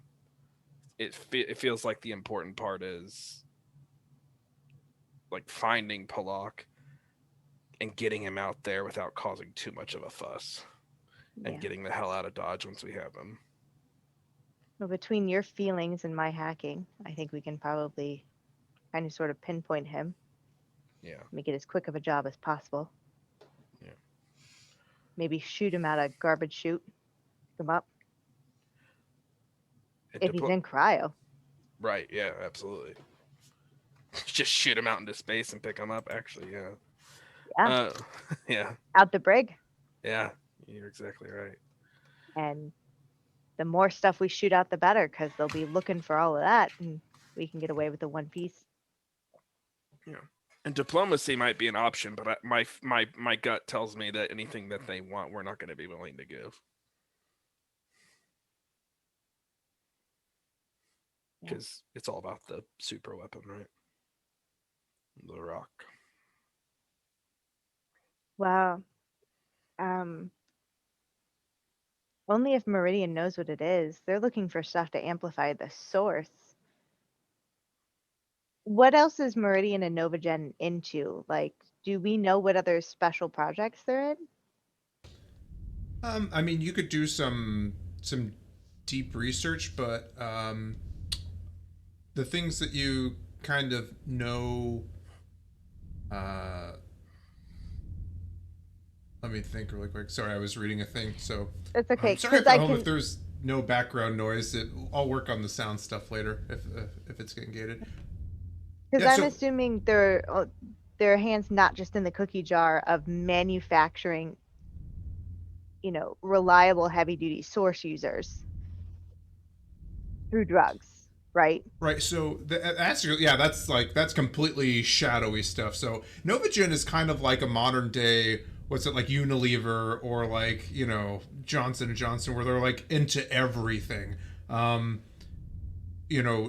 was actually a subsidiary of this, that Meridian Dynamic Structures. They got their money initially building, like basically stand up or pop up. They called them shake and bake colonies. So they would go to a planet that needed to be terraformed. They would plop down a terraformer. Well, pretty early on, they started coming across, advanced alien technology and whatnot. They got all these lucrative government contracts. And so the company just kind of grew and grew and grew since then. They spawned off Novagen. Novagen is a massive pharmaceutical company that makes really advanced, medicines, cybernetics, all that kind of stuff. So I mean, they've got government contracts to make all kinds of stuff. That whole source user thing, like that's not really known at all. Like, Well, obviously, I was just wondering Yeah. if we got any inclination of what other baddie kind of stuff they're into. I mean, But it literally could be anything. they make some of the defense platforms that shoot laser like ion beams into space and take out ships. Like they build all kinds of stuff. Yeah. They're a multi-trillion-dollar organization. Gotcha. So who knows what they want Pilok for, even though it might be the rock, it might not be. Exactly. Because if it's shady, it literally could be anything. Could be us. Better not Yeah. be. Yeah. I'm busy. Me and my checkered past that I don't remember. Me and my checkered past that I do remember. Busy. I would rather forget. Well, Two source users, hundreds of thousands of years of memory. I don't know, tax power, hacking. Couldn't see a use for us. Not at all. great.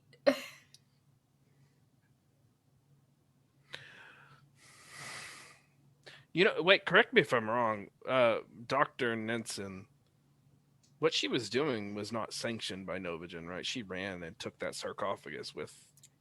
Yeah, she did. But the work she started doing was sanctioned. right, at the it was beginning. paid research. Yep. Okay. So if this thing does come down to diplomacy, things that happen on Noxdod are information that we have that they might not have. A bargaining chip. Chase, question. Just a reminder, was Novagen actually creating Catalyst, or was that just something that Ninsen ran with on her own? It seemed to be something that Ninsen ran with on her own. She found a Goa'uld device that was created by Nirti. Nirti, yeah, and she stole it. So it was able to manufacture kind of bioorganic like materials, and she stole it. But Novagen wasn't distributing or creating catalysts that we are aware of. Not that you're aware of. And we jettisoned that sarcophagus into the world laser, right? We did, yes. You did, yeah, into the still laser. Still Yep. laser, yeah. Yeah. Okay. And it sure detonated. Yeah. Yeah. Yeah, that was the sarcophagus is the thing that she slept in to cure an incurable disease that it made her evil. And she had that at Novagen, and she used to sneak into it and stuff. Yeah. She was a good first villain. She was a really good first villain. Yeah. Thank you. Yeah. Okay, I'm just taking stock of this everything. Okay, well, yeah, that's my read of it. Like, we're gonna get flagged, but we're either gonna have to talk our way out of it or shock and on, get the hell out of there. Well, then if that's the case, we cleaned up a problem for them. Yeah, like I said, Whole bargain PR problem, yeah. information they don't have. Yeah. I wonder if they know about the first little problem of theirs that we cleaned up. Which one? Ninsen. That's what I'm saying. That everything that went down there, I think we should assume that they don't have the deets. Oh, I thought you were talking about. Never mind. Sorry. Yeah, all right. Vincent, the sarcophagus, whatever happened to her, whatever happened to get everything. It's got to be a file somewhere. I know they're a massive corporation, but a sarcophagus of that caliber has got to rank high on an asset list. Maybe we'll downplay that we exploded it, but I mean, yeah, we'll play it off like we still have it or whatever. If shit hits the fan, I'm just saying. Yeah. Bet you'd like to know what happened to that Goa'uld sarcophagus. As I'm backed into a corner, very much that. Yeah, there you go. Yeah. And just to remind you guys, you know that the feeling that you're getting is that prestige is like basically like subcontracted to provide a layer of anonymity, you know, and also to kind of compartmentalize what they know too. They might not be in privy to stuff. They might just be go here, do this. Just taking stock of it, since we're not, like, if we were just facing the security force, that's one thing, but we're literally going to be in something built by Meridian, so we might run into like Meridian proper Meridian, like sector governor, whatever they call them, directors or whatever. Mm-hmm. yeah, the station superintendent. Yeah, there it is. Yeah, whoever keeps it running, whoever keeps it functioning, and whoever's taking rent money. Yeah. Right? Mm-hmm. Yep. Okay. Well, those are my 2 cents. That's all I have to say. As always, I'm ready to get in there and see what's really happening and take it from there.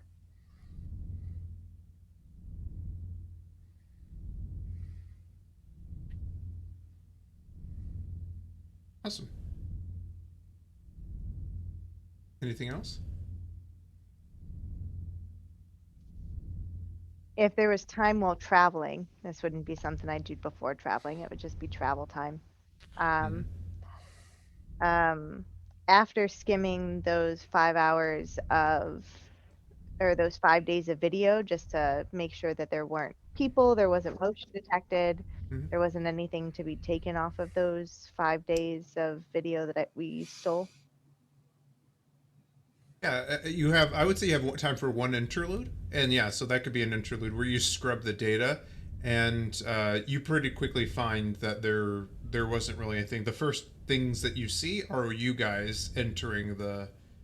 So whoever put it up set it up on like a time delay so they could get out. Got it. Yeah. And then I would see if I could talk to Dakiri and Tack. Of course. So Whenever we disperse from this meeting, Cassie would just lean over to Drake and say, "You get my message?" Yes. Why does everyone in Greyscale want to have sex with me? I mean, You other mean than the fact. everyone? You've met one person. Oh, I thought the other guy was too. Was that not That's the Greyscale? same person. Oh, it was. I wasn't paying attention. We've only ever met one. You've only ever met one person. Oh, he was just using a fake name. That's out of character. Oh yeah. I know he wants to. You know. He was being coy about it, though, or at least trying. Yeah, I'm used to it. I'm really hot. You know, information's there if you want to use it.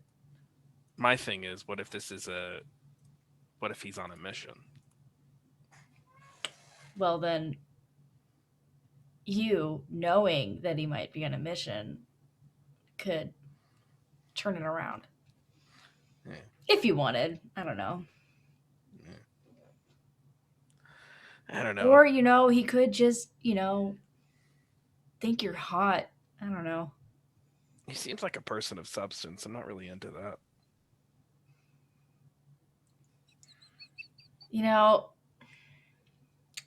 As much as I would like to live off of marshmallows sometimes, my body tells me that's not enough. You trying to give me relationship advice, Cassie O'Neill? No, I'm just telling you that, I know my body needs other nutritional information than just, marshmallow.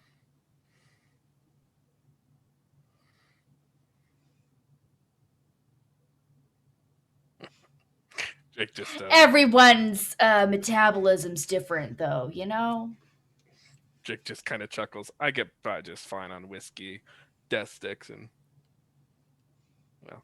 trade.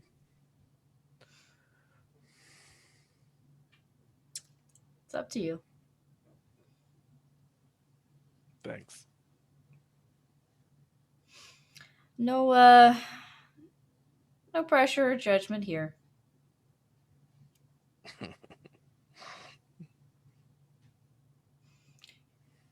Some friendly ribbing, maybe, but that's about it. Do you want me to tell you how it goes? How it goes? If I do it. If you want to talk about it, sure. Okay, I'll report back.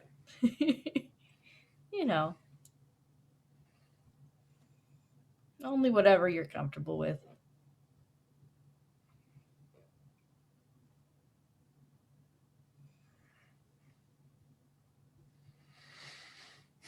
You said he had like other partners, right? Yeah. Oh, okay. He won't catch feelings. That's fine. Well, I mean, that's not a guarantee necessarily, but yeah, you but talk about it. It's not like he's not. Someone else. He's not going to be 100% dependent on you for everything. Yeah, someone else can take care of him if I break his heart. Is what I'm saying. That's right. Kind of. I love that. I mean, I love that from me. I think we should talk about. See you later. See you later, sure. Cassie. Have fun.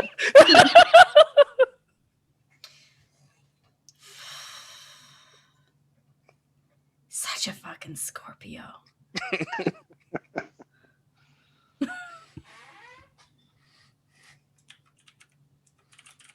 I was gonna say then. I think Drugel, you were seeking out Tack and Dakiri.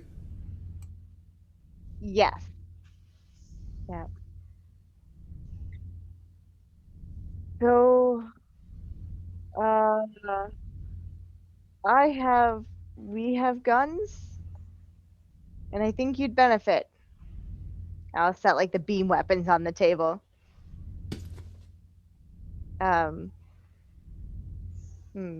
Pistols and rifles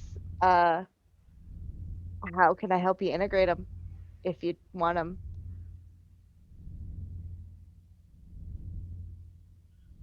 I am good without them. We are good without them. Not much our style. I mean, even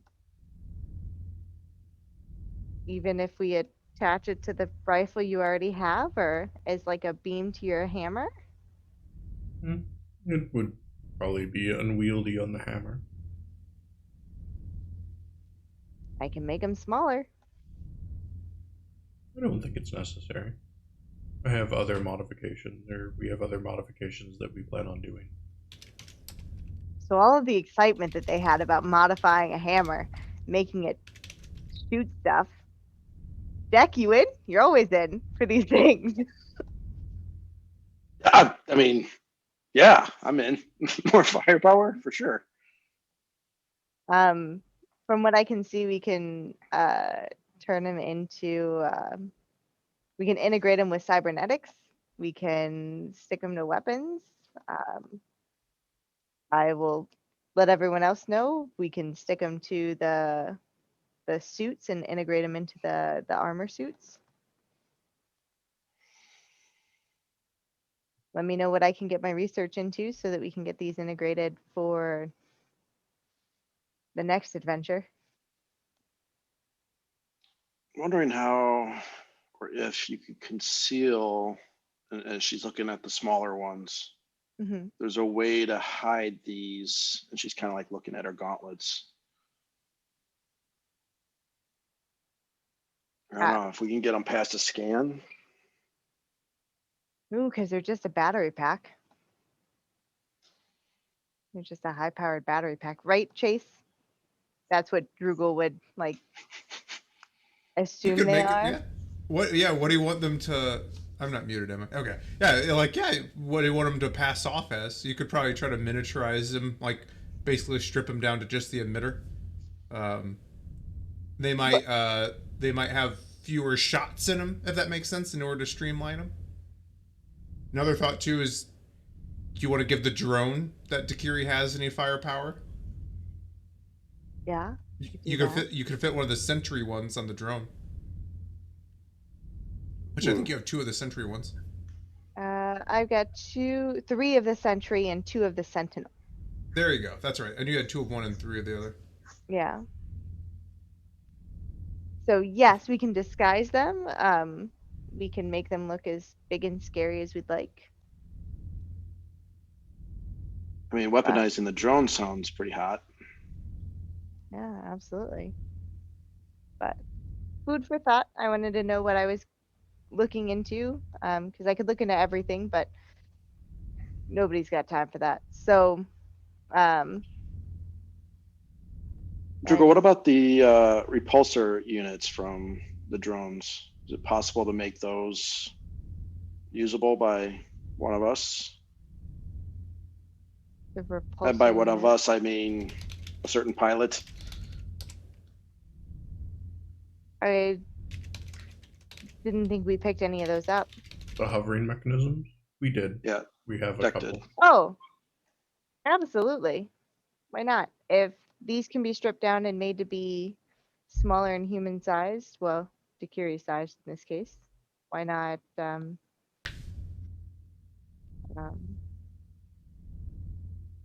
repulsors as well? Do you have them with you?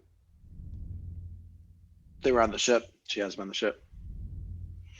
Then I would follow Dakiri to wherever these things were and like plug into them and see what could be done.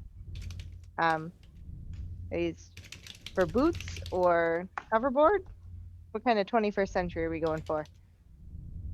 I mean, boots would be kind of nice, and I'm picturing an Iron Man 1 montage of learning how to use them. And boots with little thrusters, on your elbows, stabilizers. Yeah, that'd be handy. So you could have a gun and stabilize yourself at the same time. I like the Or way you're your thinking. Corey's.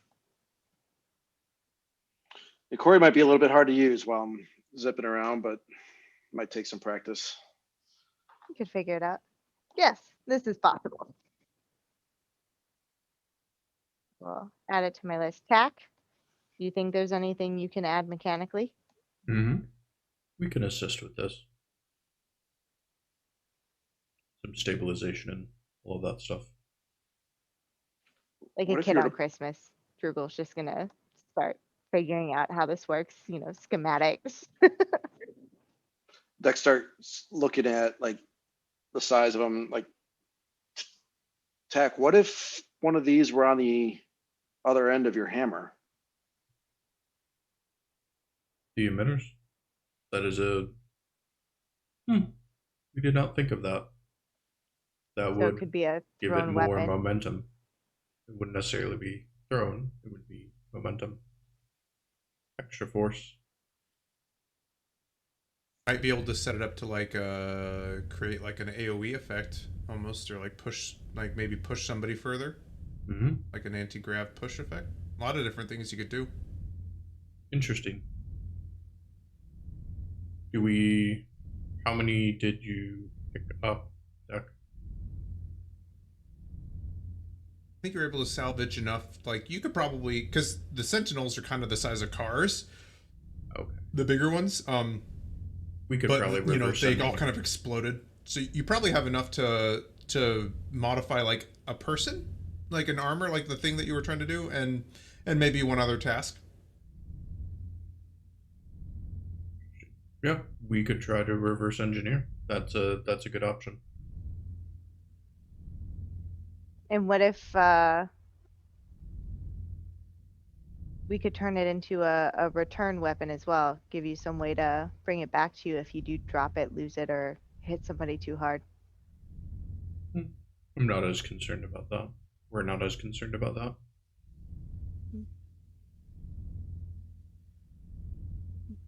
As I said, Drugel just has sheets open, pushes the tab for tack and opens that file and,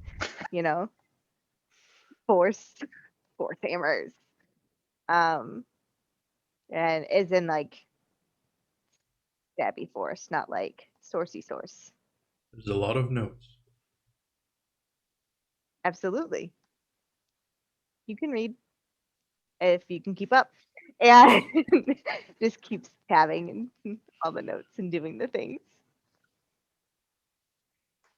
So at some point, Drugel will put time and effort into creating these things for the drone, for boots, and for a fancy hammer.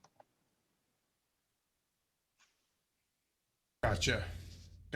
Yeah, one thing I want to say, by the way, I really enjoy seeing the interaction of Drugel and Tack, who both have kind of like their own ideas of how to like modify things. I love this. Tack's like, yeah, can I add a laser to it? And Tack's like, oh, it's really fun. The weight ratio balance would be off. Yeah, exactly. Yeah. Yeah, so you're brimming with possibilities. You kind of look to the engineering area of the Quixote, and you think that you guys actually have a very capable workshop here, and all the things that you talked about are realistic. They might just take a little bit of time. So we could. That could be a thing for like downtime interim activities for sure. Yeah. And then obviously Drugel's going to be muttering about this for the next month. So if Drake or Cassie want anything out of these things, especially the extra beam weapons, you could just let them know at any point, and they will add it to the list gladly. Don't think Drake will. That's cool that you're doing that. Just make the lightsaber like 10 feet long. the energy sword. A whip, yeah, that'd be badass. Yeah. Well, because any of them that are left are probably going to get integrated into the hacking computer as like a gun off the arm, because they'll Nice. use the same battery pack. Nice. I have a +0 to accuracy, but that's really cool.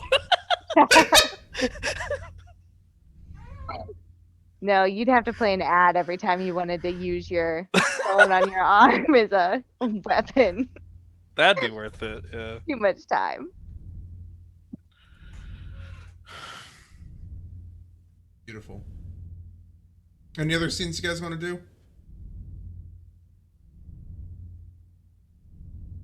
No. Okay. Let me double check my notes here really quick. Just make sure I'm not missing anything. And we're agreed that we're all putting the armor back on.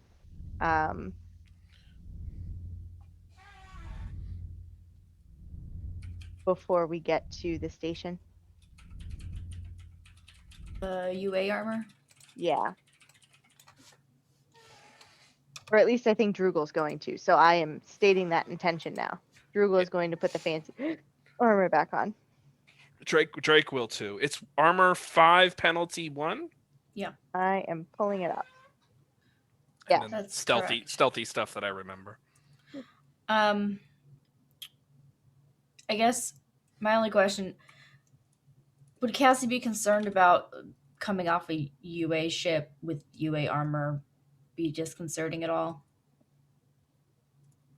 You might want to establish a cover story because they're gonna assume that you're unified authority. Not a ton of jurisdiction there, so might be a reason that you're like what would the unified authority be doing there? How close is it? How close is this to UA space? About 30,000 light years. But the UA is kind of like the United States, where they operate in a lot of territories that aren't their own. A lot of bases Right. overseas. Okay. Mm-hmm. Does Prestige have an office on the station? No, they do not. There are a lot of human organizations that operate there, though. So perhaps they're Any security companies? any security companies? Is that what you asked? Yes, I mean, Prestige is one of them amongst a few. Yeah, but they don't have an office on the station? Unified Authority. No, Prestige. That's what I was They asking. they do. Yes, Prestige Okay. has an office on the station. Yes. That would Sorry, when work you as said our they, I thought cover you meant story. Unified We're Authority. looking to contract with Prestige and visiting their office. I mean, these suits also have a camouflage package in them. We could probably make the suits look like whatever we want.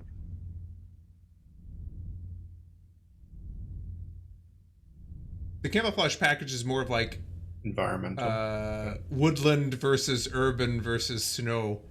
Like you just, it looks like Oh. armor. You just make it look, it blends into your natural. Yeah. Refueling? Resupplying? Is that reasonable? Yeah. I mean, there is Sure. the obvious. A UA citizen was kidnapped.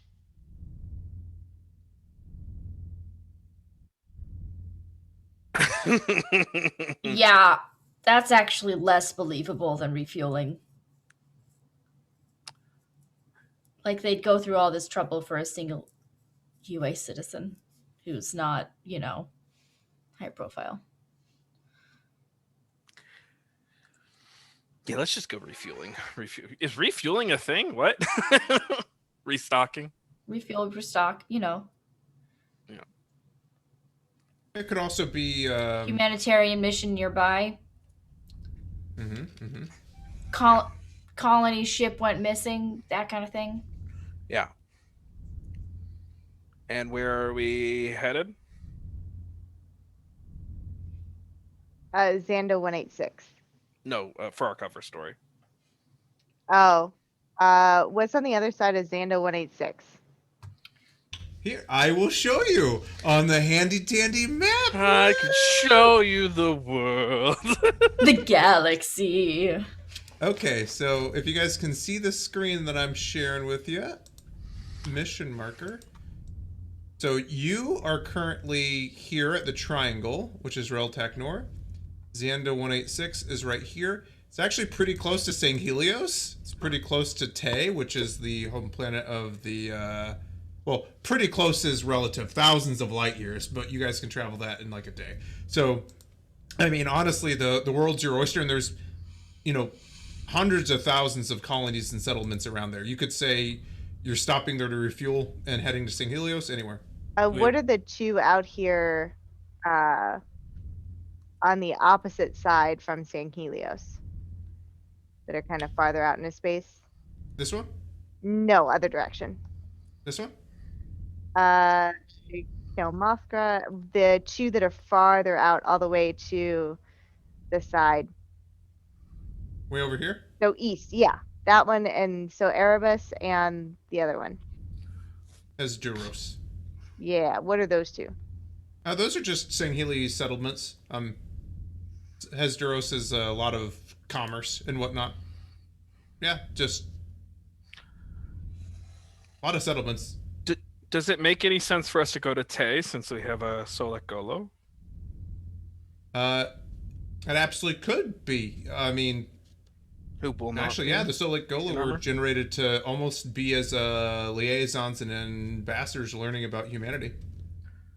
Bada bing. And Tack won't be wearing the medium combat armor, right, Tack? I am. We have a modified version of it. Okay.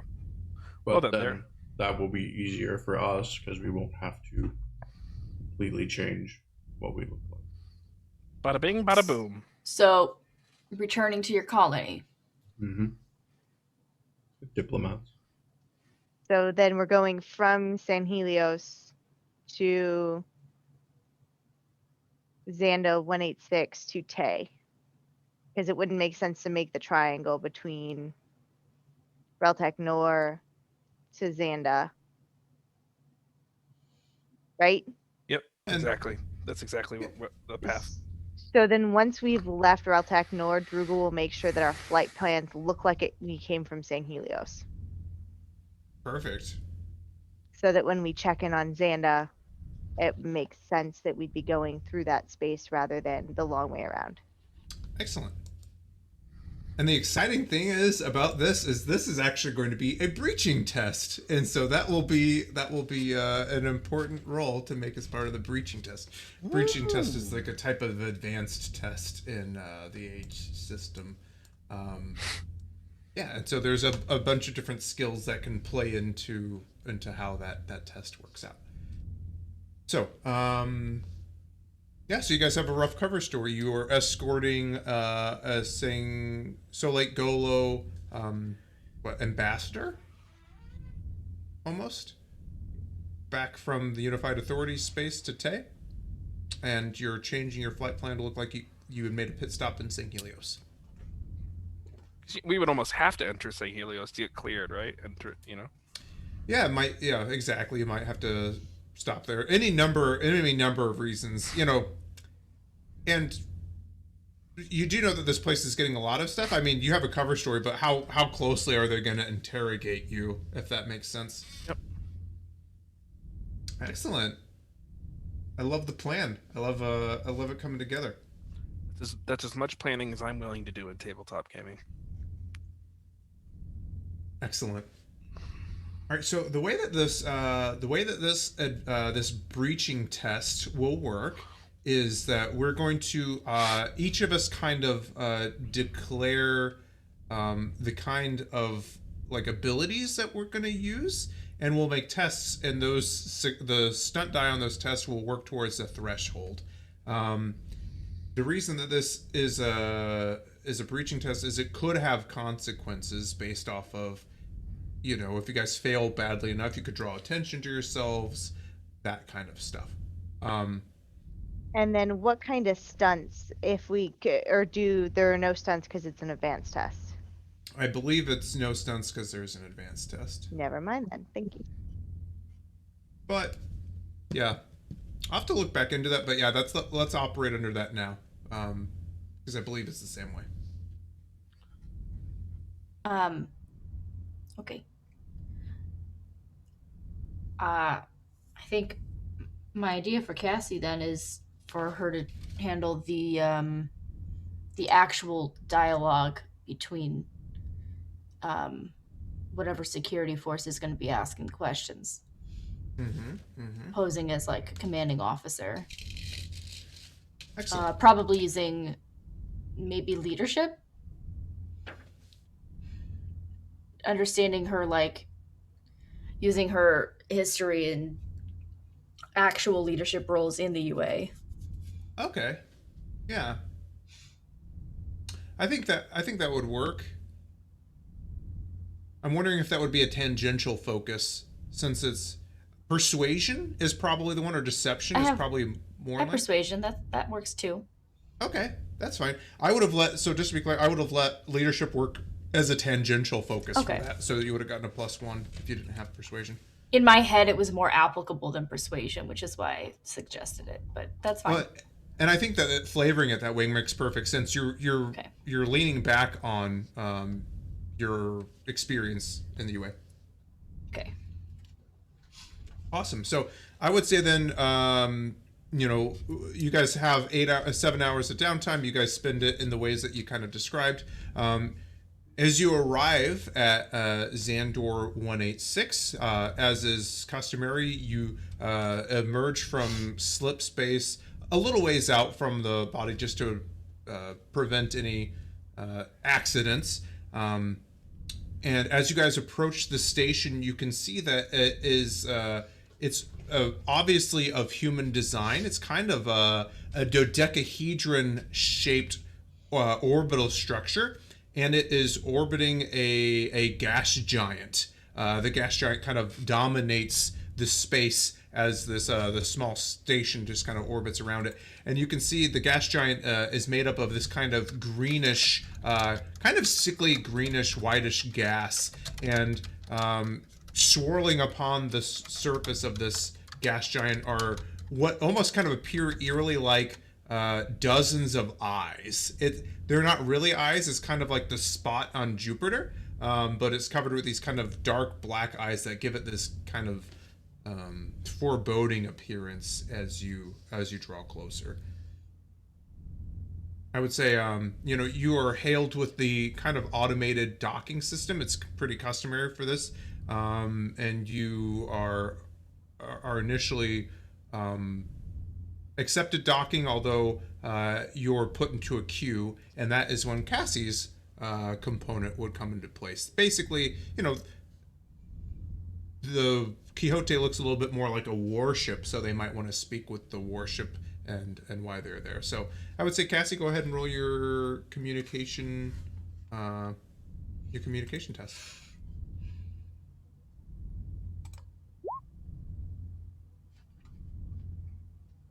Let me get that specific screen up in front of me. That's a 16. 3 on the drama die. 16. Excellent. You can... That is a success.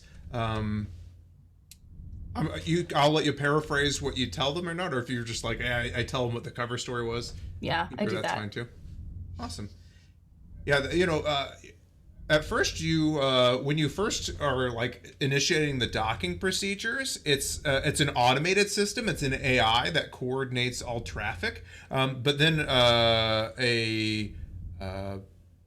what species would it be? A Sanghelios purveyor speaks up. After a few moments, they transfer you to a human, and they seem a little flustered by your presence. And you can tell that they were maybe nervous enough that they seem to buy your line, hook, line, and sinker. So you are granted permission to docking in the ship, in the station. All right. What other? I speak Sangheli also, by the way, so they didn't have to Excellent. transfer me. Beautiful. I think that once they realized who they were dealing with, they transferred you to somebody maybe they thought you would be more, your read of it, that you would be more amenable to. Whatever that word is. I can never say it right. All right. What other abilities or talents? So basically, the Quixote is allowed in. Dikiri, you can either let the automated docking computer bring you in, or you can bring it in manually. This isn't really a test. There's not really a chance of failure for it, but I'm guessing you bring it in manually in true Dikiri style. Got it.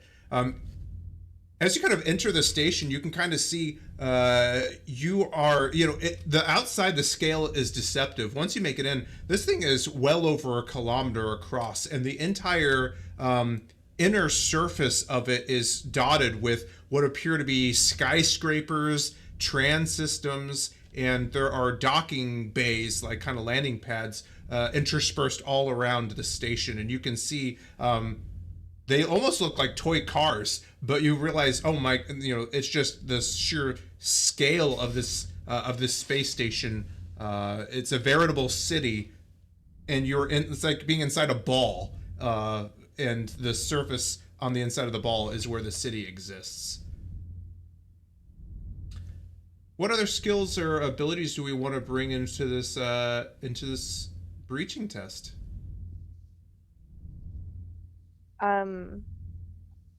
Drugel had already said they were going to modify the plans and make us less technologically legit. Okay, I think forgery is actually an ability, but I would let you use a tangential focus in terms of your technical ability, and this would be an intelligence test. So technology or security Let me double check really quick. versus forgery. Right, so I think normally I would make this a forgery, but I'll give you a +1 because you have so much knowledge in like documents and all that. You get what I'm saying? So instead of getting the full +2, you can get a +1 as a tangential. Gotcha. Then I will roll it as quick hacks because that'll automatically add the +1. Beautiful. 16. 16. That's a success. And with a 1 on the stunt die, you submit as part of the docking procedure what your flight plan is, and it does appear to be accepted. It takes just a couple of minutes as they seem to be maybe paying it a little bit more due diligence, but your test is successful. After the prerequisite waiting period, you guys are permitted to exit the ship, and you have free ability to board the station. What other tests do we want to bring to this breaching test? I think that Drake would would create an illusion to kind of create like more people walking around us as we leave the ship, if that wouldn't complicate things. Basically just kind of obscuring who is leaving the ship and how many people there are. Okay, that makes sense. Yeah, go ahead and roll. I believe it's a willpower source, or is it a more advanced version of the specific? it would be source. I mean, I have an illusions focus to it to say, but I'll roll the source. Okay. Yeah.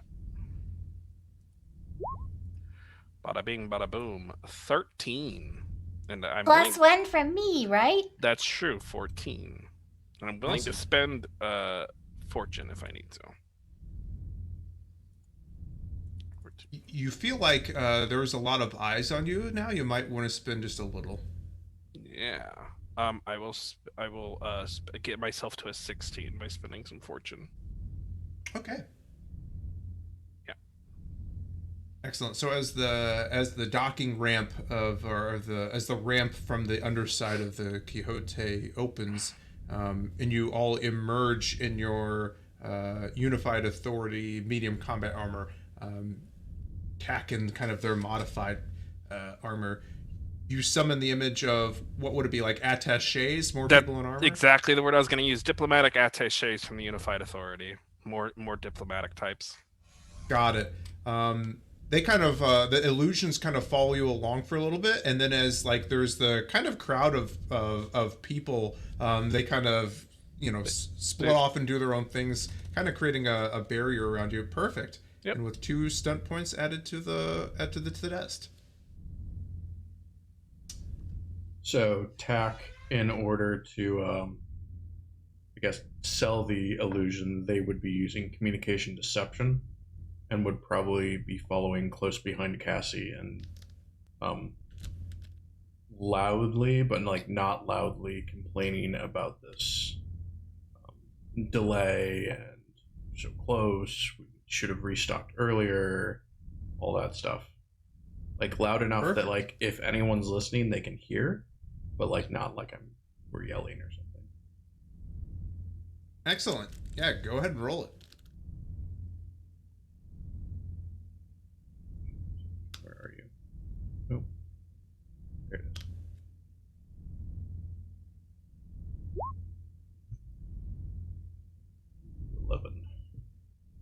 That will probably need stun points to be spent.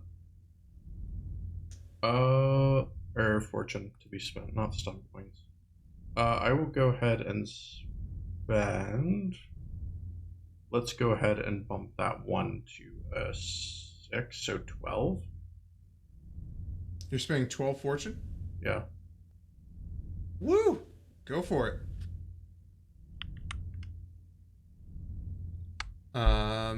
So what would your total be then? So that would be 6, 6, 12, 13, 14 total. Awesome. 14 on the dice plus 2, 15 total.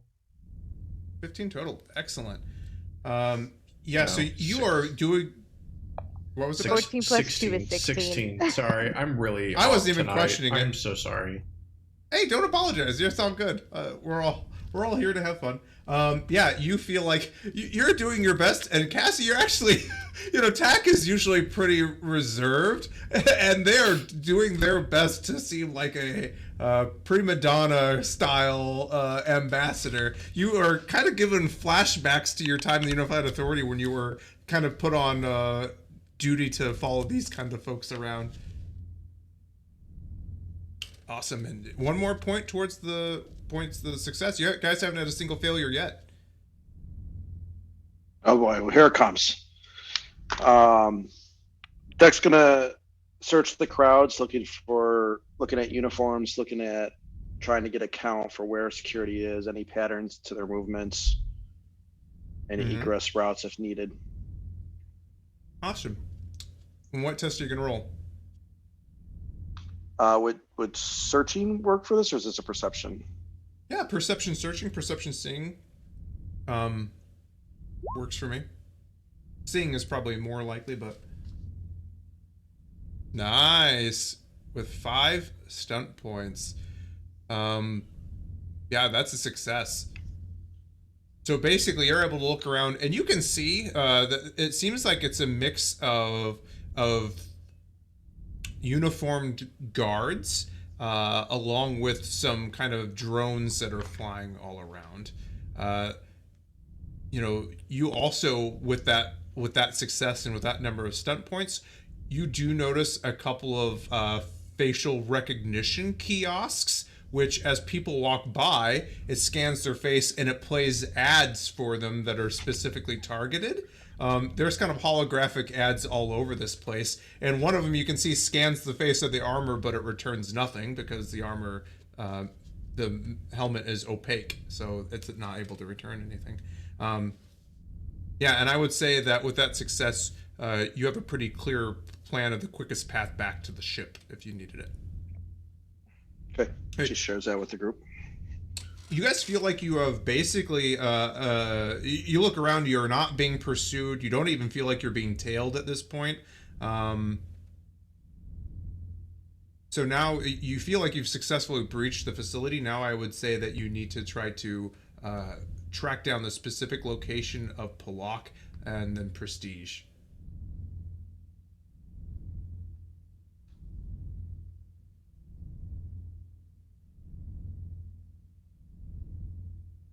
So Drake, are you gonna do that feeling thing again? I'm checking. I mean, it gives me a very vague sense of how far away they are. It's not really something I can use to track. I'm not that advanced yet. Yeah. I'm thinking if there's anything I can do. If Pilok had source abilities, I could find him.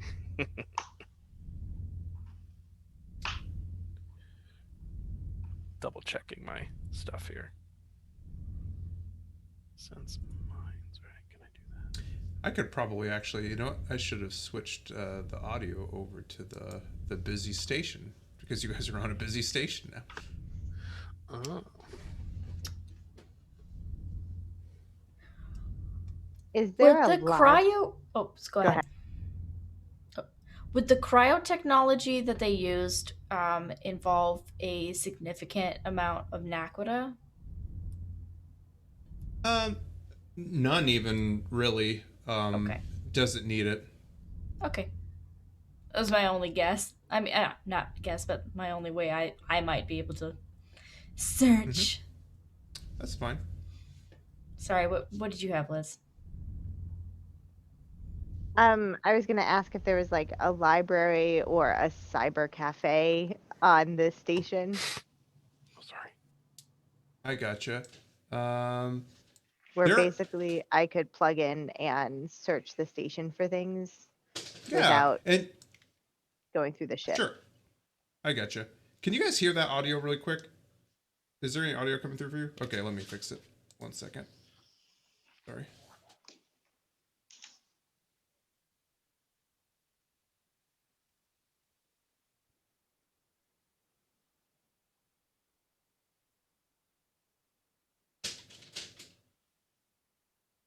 Sasha is going wild someplace.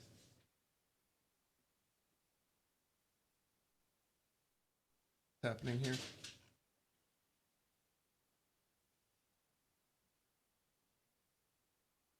There we go. One moment. I'm gonna see what I hear. I hear what would you call it? A kerfluffle going on. I've got to check and see what this cat is doing. Give me 10 seconds. I love how he got the audio going and then But muted himself muted. so it went Yeah, away. Um, Sorry, um, Matthew. oh no, you're fine. I was gonna say, enter the giveaway, folks. Exclamation point search or exclamation point big churn. Just a reminder. you're muted. You sure are muted, Chase. Can everybody? Oh, well, now I should say, can everybody hear that? And is the audio level okay? I would can turn hear it it. down a smidge. Okay. Yeah, 10% or 15. Thank Better. you. There we go. Sorry about that. The cat decided to get my attention. She would shred a piece of paper that was on the ground. So, Hopefully it wasn't important. no, it was just some instructions for a thing. She's still over there going wild. Cat, stop it. Okay. I'm on it. Yeah. So I would say, yeah, there is a cyber cafe, and you also had downloaded a directory and done a little bit of research before. So I would say this would be this could be an intelligence. This would be like a searching test, but like you know you can use your computer use skill in place of that. I will take that. 18 with 4 stunt points. Beautiful.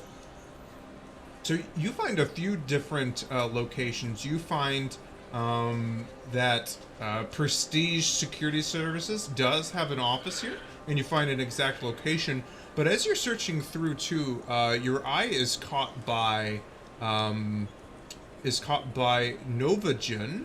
has a warehouse location here. And when you look at some of the services, you can see that cryo units are one of the things that they store. It's like what's it called, a library where you could get different accoutrements for your ship, and one of the things listed is cryo units. Okay.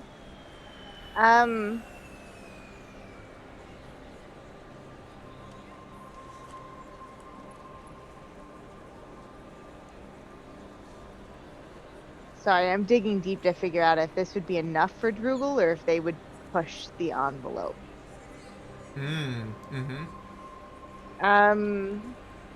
So we would be fairly certain that if they're still in cryo, Pilok is probably in the Novagen warehouse. Yeah, this has our kind of mission written all over it.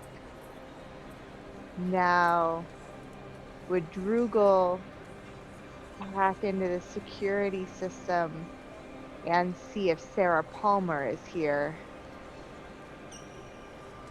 as part of the Prestige Novagen group? I'll put it this way: you could certainly try. You do know that the humans, like, so you interacted with an AI when you came in here, and you know that those are usually a cut above. So you certainly could, but it might draw attention to your movements. Got it, because it's not just humanoid regulated, it's not person regulated, it's AI regulated. Exactly, and Got it. you are incredibly formidable, but you just know that they operate at this speed of, speed of light essentially. So they're really hard to deal with. Okay. Do I think that I could potentially get a inventory list for that warehouse? That might be easier. Yeah, that would have a little bit higher of a TN, but that might be possible. Yeah, go for it. I would roll it would be a hacking test. Yes. There is a potential risk here. I'll put that out there. That there is a potential risk if you fail.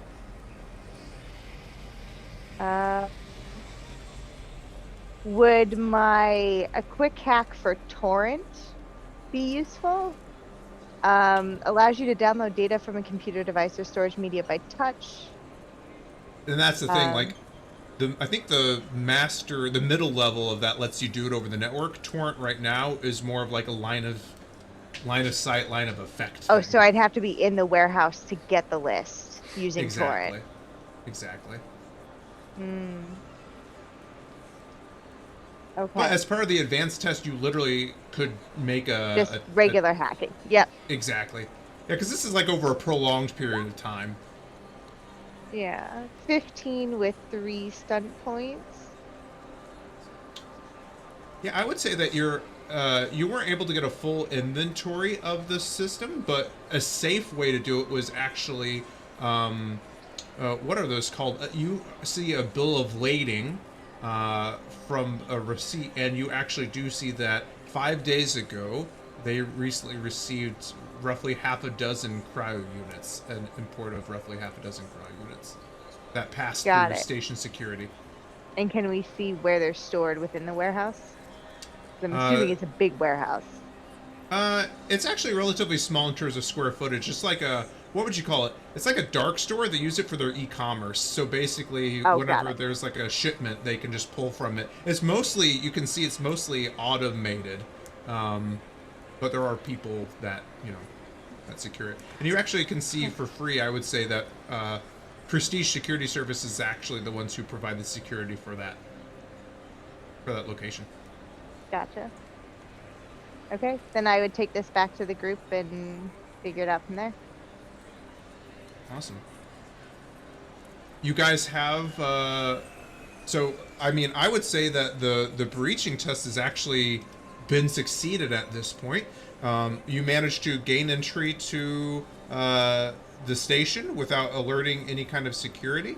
Your cover story has passed, and you've located what you're almost 100% sure now is the location of Pilok and the people that kidnapped him. I would say now is probably a good time to call it for the evening, and we would start with you guys. You could essentially, I'm going to say, fast travel. There's going to be no obstacles in your way to finding your way to the warehouse. You have the address. Are we saving Pilok's assistant too, or just Pilok? Oh, Pilok. Well, I mean, it's up to you guys, but the assistant is with him. I mean, we'll save the assistant too. They're a person. Yeah. Smuggling 2 cryopods instead of 1. Yeah, but we'll charge extra for it. Exactly. Probably more likable than Pilok. Yeah, we might just rescue the assistant, actually, if it really comes down to it. Beautiful. Well, I think that the next scene should start off pretty good, because just to set the pace for you, you can approach it however you want, but I'm assuming there will be a level of infiltration and subterfuge into the warehouse. So that'll be a fun opening scene for next week. Awesome. Well, maybe we go around the table, say your favorite moments and where people can find you. Let's see. And before we do that, thank you for all the new followers. I saw a couple of new followers tonight, including, that's further up in the chat. So thank you for the new followers. Appreciate everyone for being here. Don't forget to enter for your chance to win. Ashton Works, appreciate you hanging out this whole time. And Eli, thank you earlier for your bits. All right, let's go ahead. I'm going to hand it over to, starting with the person who went last time. Alexis, how about do your outro? Hello, I'm Alexis. You can find me at Fox Fanato on Twitter, where I'm mostly posting about Valheim lately. I am found here also on Tuesdays for Monster of the Week. It's a spooky and also sad time, so come and join us there or here then for that. My favorite moment this evening, I think, was Drake talking about how he doesn't want substance.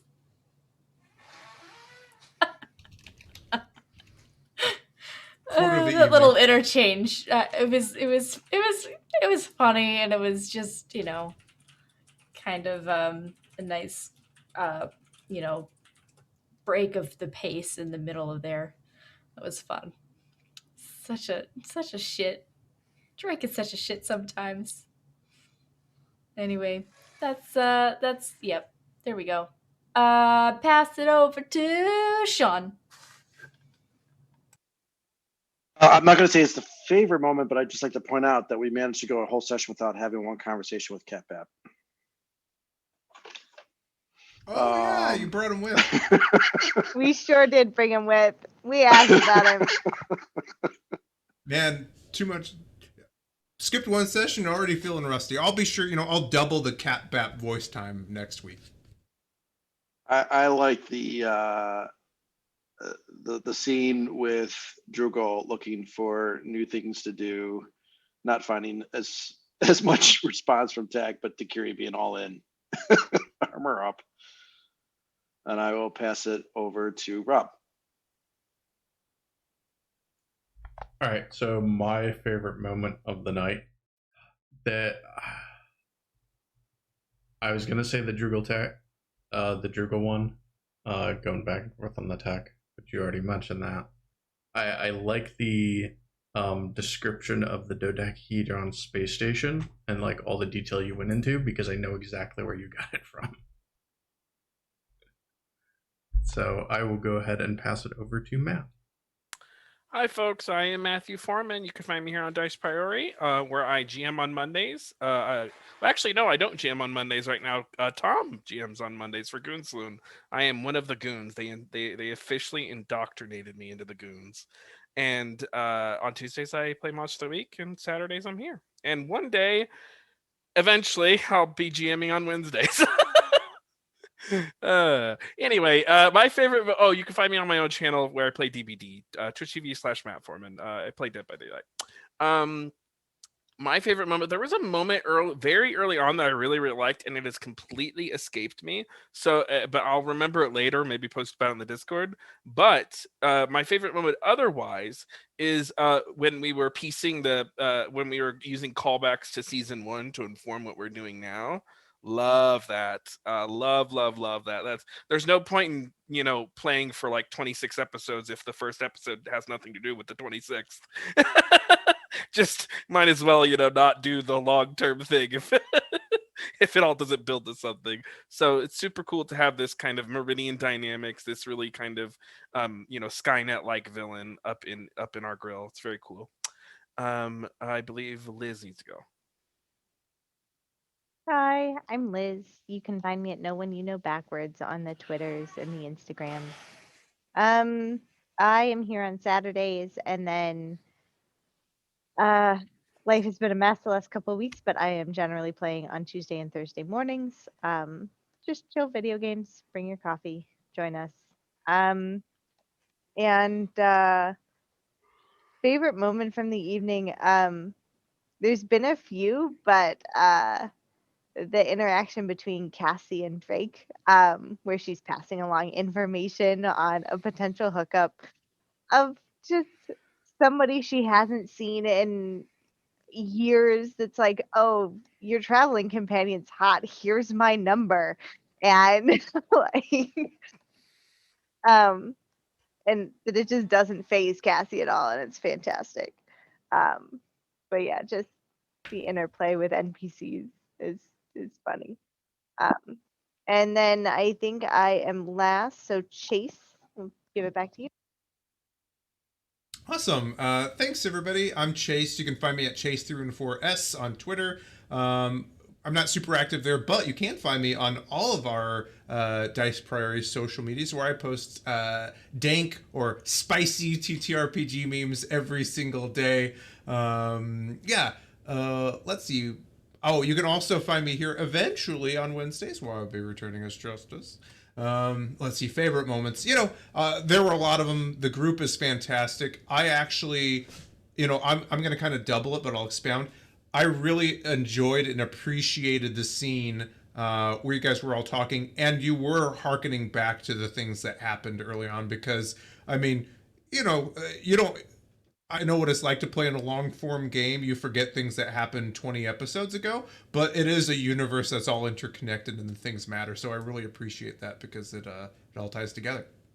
So I think with that, let's go ahead and maybe draw the GM's kit giveaway. Perfect. Close it and draw. Congratulations, Ashenworks! Woo! Yeah, so congratulations to Ashenworks. You have won a copy of the Expanse RPG GM's kit, their salvage op adventure, and their quick start guide. I will be reaching out to you directly to get you the details of that. And that is all thanks to our friends over at Green Ronin. They're kind of like our sugar daddies, sugar mamas, and they provide us with RPG books to give away. Yeah. So, I would say with that, I think that's it for the evening. Let's go ahead and run the outro video, and we will catch you here next week. We're gonna raid. Did we say that yet? Oh, I forgot. I completely forgot. You don't play for 1 week and you completely forget how to run. I got you. We're gonna raid Legends of Evantris. This is their first time back. They play in person and they were responsible. And this is their first time back since the Panini. Really, they tried to get together a while ago, but the numbers spiked. So yeah, they're back and at it. So.